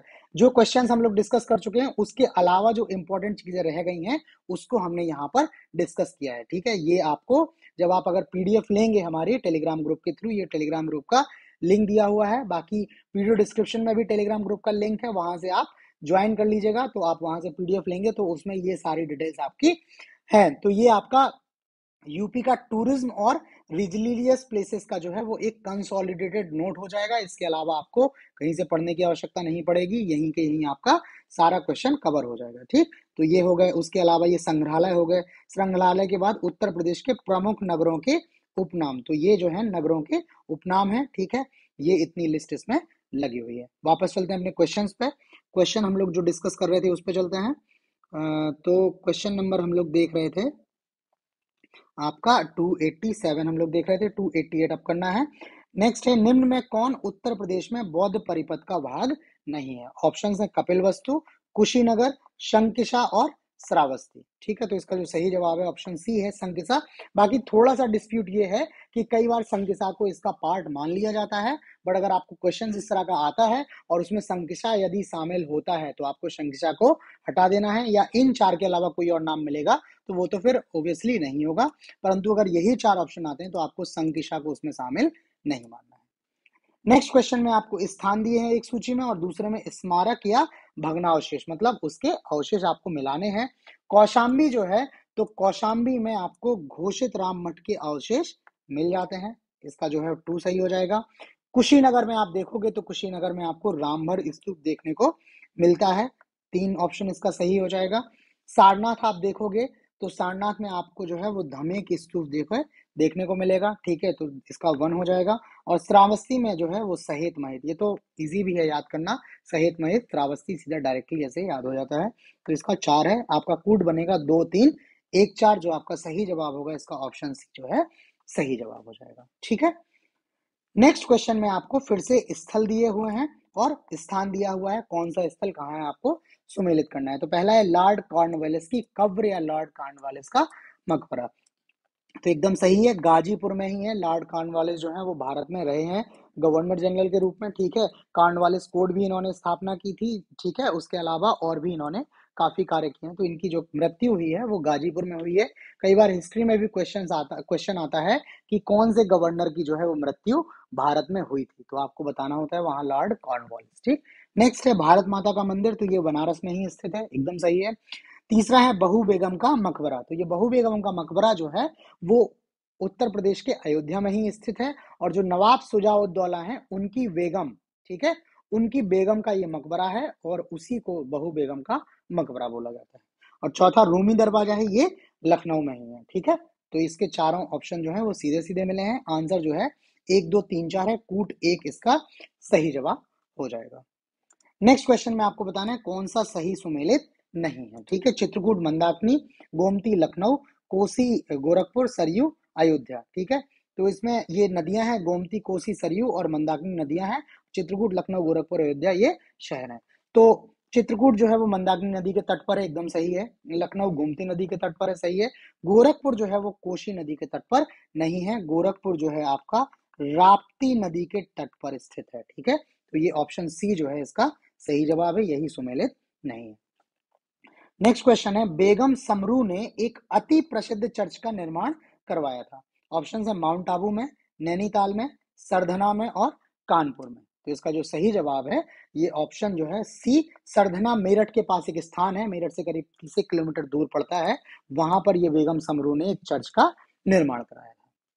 नेक्स्ट क्वेश्चन है, फिर आपको बताना है कौन सा सुमेलित नहीं है। पहला है कबीर पंथियों का पवित्र तीर्थ स्थल मगहर, तो ये एकदम सही है। कबीरदास जी का जो कबीरदास जी की मृत्यु जो हुई थी वो मगहर में ही मृत्यु हुई थी। बाकी कबीरदास जी की मृत्यु से भी एक संबंधित लेजेंड है कि जब इनकी मृत्यु हुई तो हिंदू जो है वो इनको अपने धर्म से मानते थे, और मुस्लिम जो है इनको अपने धर्म से मानते थे। तो दोनों इनका जो अंतिम संस्कार जो है वो अपने अपने रिवाजों से करना चाहते थे, उस पर काफी डिस्प्यूट था। ठीक है, जब डिस्प्यूट इसका कुछ बात नहीं बनी तो अल्टीमेटली ये डिसाइड हुआ कि एटलीस्ट एक बार जो है इनके शव को तो देख लेते हैं। तो कहा जाता है कि जब इनके शव के ऊपर से जो है वो कपड़ा जो इसको ढके हुए था उसको हटाया गया, तो वहां पर शव के स्थान पर केवल 2 फूल मिले। ठीक है, शव मिला ही नहीं इनका, और फिर उन्हीं फूलों में से एक एक को मिलके इनका अंतिम संस्कार दोनों ने अपने अपने धर्मों के हिसाब से कहा है, ये ऐसे सुनने को मिलता है। ठीक है, नेक्स्ट है भगवान बुद्ध का निर्वाण स्थल ये डिस्कस कर ही चुके हैं। कुशीनगर में ही जो है इनका निर्माण हुआ है, महापरिनिर्वाण इस घटना को बोलते हैं। तीसरा है सूफी संत हाजी बारिश अली शाह की मजार, ये देवा शरीफ में है, बाराबंकी में, सही सुमेलित है। चौथा है 88,000 ऋषियों की तपोस्थली संकीसा, तो ये गलत है, इसका हमने आपको बताया, ये 88,000 ऋषियों की तपोस्थली जो है वो शंकीशा में ना होकर जो है आपकी नैमिषारण्य में है, ठीक है, सीतापुर जिले में। नेक्स्ट है कालपी नगर किस नदी के तट पर स्थित है? गंगा, यमुना, नर्मदा और कृष्णा। तो इसका जो सही जवाब है आपका ऑप्शन बी है। जो कालपी नगर है जिसकी अभी बात की, उत्तर प्रदेश के जालौन जिले में, ये यमुना नदी के तट पर जो है वो स्थित है, ठीक है, कालपी। नेक्स्ट क्वेश्चन है काम्पिल जो फर्रुखाबाद में है, मैं गंगा के किनारे मुगल घाट का निर्माण कराया था। अकबर ने, औरंगजेब ने, शाहजहां ने और जहांगीर ने। तो इसका जो सही जवाब है ऑप्शन बी है, ये औरंगजेब ने काम्पिल फर्रुखाबाद में गंगा नदी के किनारे एक मुगल घाट का निर्माण कराया था। नेक्स्ट क्वेश्चन है वाराणसी स्थित वर्तमान विश्वनाथ मंदिर का निर्माण कराया था, ठीक है, मंदिर जो अभी देखने को मिलता है उसका निर्माण किसने कराया था? ऑप्शन है रानी अहिल्याबाई, हरिश्चंद्र, रानोजा सिंधिया और काशी नरेश। तो इसका जो सही जवाब है ऑप्शन ए है, रानी अहिल्याबाई होलकर जो है इंदौर में इन्होंने शासन किया है, जब होलकर वंश शासन किया रहा था मराठाओं के, जो 5 जो है शासन कर रहे थे, सिंधिया है जिसमें, होलकर हैं, ठीक है, तो इसमें जो है ये अहिल्याबाई जो है इन्होंने इंदौर में शासन किया और उन्होंने ही ये काशी विश्वनाथ मंदिर का निर्माण कराया था। बाकी एक चीज और बता देते हैं कि महाभारत की बात को यदि आप मानते हैं तो महाभारत के अनुसार एक राजा है, राजा दिवोदास, ठीक है, इनका नाम है राजा दिवोदास, ठीक है, इन्होंने काशी शहर की स्थापना की थी, कहा जाता है ऐसा, महाभारत में ये एक कहीं रेफरेंस मिलता है, ठीक है। नेक्स्ट क्वेश्चन है महाजनपद काल में अयोध्या किस जनपद की राजधानी थी? महाजनपद काल में 16 महाजनपद थे, आपको बताना है अयोध्या किसकी राजधानी थी। ऑप्शन है हस्तिनापुर, कुरु, कलिंग और कौशल। तो इसका जो सही जवाब है ऑप्शन डी है, ये कौशल जनपद की राजधानी जो है अयोध्या होती थी, ठीक। नेक्स्ट क्वेश्चन है अर्जुन द्रौपदी का स्वयंवर स्थल भेद कुंड स्थित है। ऑप्शन है इटावा, फिरोजाबाद, फरुखाबाद और बाराबंकी। तो ये आप पहले बता दूं मैं आपको कि अर्जुन जो द्रौपदी जो है इनके पिता का नाम था द्रुपद और पांचाल में इनका शासन था, पांचाल नरेश इनको बोलते हैं, और उसी आधार पर द्रौपदी को जो है वो पांचाली भी कहा जाता है, क्योंकि ये पांचाल नरेश की जो है पुत्री थी। तो वही पांचाल में ही इनका स्वयंवर हुआ था, जिसमें अर्जुन ने जो मछली की आंख में तीर मारकर जो है स्वयंवर को जीता हुआ था, ठीक है, द्रौपदी के बाद उससे उनका विवाह हुआ था, ठीक है। तो ये भेद कुंड जो है वो पांचाल में है, और वर्तमान में पांचाल वाला जो एरिया है वो फर्रुखाबाद में आता है, तो फर्रुखाबाद जो है इसका सही जवाब है।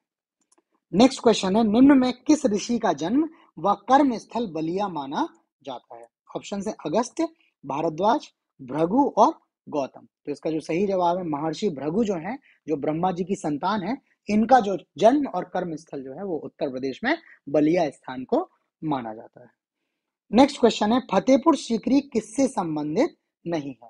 ऑप्शन है जामा मस्जिद, दीवाने आम, पंचमहल और मेहंदी बाग।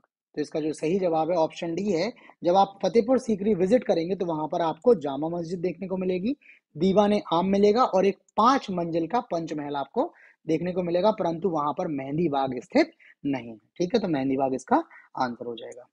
नेक्स्ट क्वेश्चन है, फिर आपको सूची दी है, पहली सूची में स्थल है और दूसरे में स्थान है, आपको बता इनको सुमेलित करना है। तो पहला है मिर्जा गालिब तथा फैयाज खां का जन्म स्थल। तो इन दोनों का जो जन्म स्थल है वो उत्तर प्रदेश के आगरा में इनका जन्म हुआ था।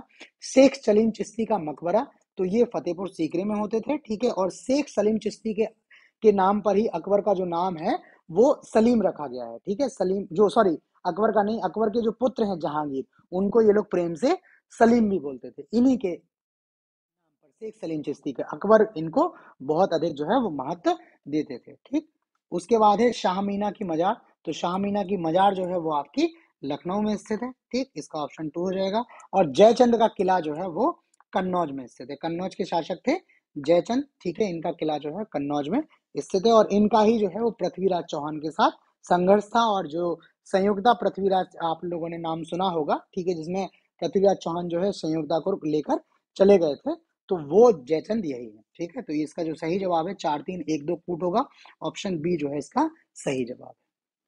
नेक्स्ट क्वेश्चन है, महात्मा बुद्ध ने ज्ञान प्राप्ति के बाद सर्वप्रथम कहाँ उपदेश दिया? ऑप्शन है सोमनाथ, सारनाथ, आगरा और मथुरा। तो इसका जो सही जवाब है ऑप्शन बी है। जो महात्मा बुद्ध को ज्ञान प्राप्त हुआ, ज्ञान प्राप्त करने के बाद इन्होंने सारनाथ में जो है सबसे पहले उपदेश दिया, और इस घटना को धर्म चक्र प्रवर्तन के नाम से जाना जाता है। ठीक है, महापरिनिर्वाण परिनिर्वाण जो है वो महात्मा बुद्ध की जो है मृत्यु वाले दिन को बोलते हैं, जबकि जो धर्म चक्र प्रवर्तन है उस दिन को बोलते हैं जब महात्मा बुद्ध अपना सबसे पहला उपदेश देते हैं। नेक्स्ट क्वेश्चन है, मलिक मोहम्मद जायसी की रचना पद्मावत राज्य के किस संग्रहालय में संरक्षित है? ऑप्शन है राजकीय संग्रहालय लखनऊ, राजकीय संग्रहालय प्रयागराज, राजकीय पुरातत्व संग्रहालय कन्नौज और सारनाथ संग्रहालय सारनाथ। तो इसका जो सही जवाब है ऑप्शन ए है। ये जो राजकीय संग्रहालय लखनऊ में है वहां पर ये पद्मावत जो है वो इसकी पांडुलिपि जिसको बोलेंगे वो वहां पर रखी हुई है, संरक्षित है वहां पर। ठीक है, नेक्स्ट क्वेश्चन है, सही युग में है, आपको बताना है कौन सा सही मिला हुआ है। अयोध्या प्रयाग, अहिछत्र फर्रुखाबाद, हुलास सहारनपुर और प्रयाग मुजफ्फरनगर। तो इसमें तीन जो है वो गलत है। ये केवल हुलास जो है ये सहारनपुर में स्थित है। ये हुलास जो है वो पोस्ट हड़प्पन एरा से संबंधित एक जो स्थान है जहां पर पोस्ट हड़प्पा उत्तर हड़प्पा काल के अवशेष जो है यहाँ पर मिले हुए हैं। हुलास सहारनपुर में ये स्थित है, बाकी ये तीन जो है वो सुमेलित नहीं है। नेक्स्ट क्वेश्चन है, उत्तर प्रदेश ने अपनी पहली पर्यटन नीति कब जारी की? तो इसका जो ऑप्शन है 1998, 99, 87 और 89। तो सही जवाब ऑप्शन ए है, वर्ष 1998 में उत्तर प्रदेश ने अपनी पहली पर्यटन नीति जारी की थी। नेक्स्ट है, यूपी राज्य पर्यटन विकास निगम लिमिटेड की स्थापना की गई 1974, 1978, 1984 और 1990। तो इसका जो सही जवाब है ऑप्शन ए है, वर्ष 1974 में ये उत्तर प्रदेश राज्य पर्यटन विकास निगम लिमिटेड की स्थापना की गई। नेक्स्ट क्वेश्चन है, फिर से आपको बताना है कौन सा युगम सुमेलित नहीं है। अटाला मस्जिद जौनपुर, तो सही है, अटाला मस्जिद जो है वो जौनपुर में स्थित है। ये काफी इंपॉर्टेंट क्वेश्चन भी है, ये कई बार पूछा जाता है। महात्मा बुद्ध की प्रिय नगरी श्रावस्ती, तो ये भी एकदम सही है। महात्मा बुद्ध की जो है ये प्रिय नगरी बोली जाती है, और महात्मा बुद्ध ने करीब 20 वर्ष से अधिक भी यहाँ पर जो है समय व्यतीत किया है श्रावस्ती में। ठीक है, तो इनकी प्रिय नगरी जो है श्रावस्ती को बोला जाता है। अष्ट सखी मंदिर बरसाना, तो ये अष्ट सखी मंदिर जो है वो बरसाना में स्थित नहीं है, ये जो है आपको जो है वृंदावन में ये स्थित है। बाकी राजा भागीरथ की तपोस्थली ये कासगंज जिले में जगह है, सौरव वहां पर है। और ये राजा भागीरथ वही हैं जिन्होंने तपस्या करके जो है वो गंगा नदी को, जो गंगा नदी है अभी, इनको जो है वो धरती पर लेकर आए थे। अदरवाइज गंगा नदी का जो निवास स्थान है वो ब्रह्मा जी का कमंडल है। ठीक है, वहां से ये जो है धरती पर जो है लेके आए थे, वो राजा भगीरथ हैं ये।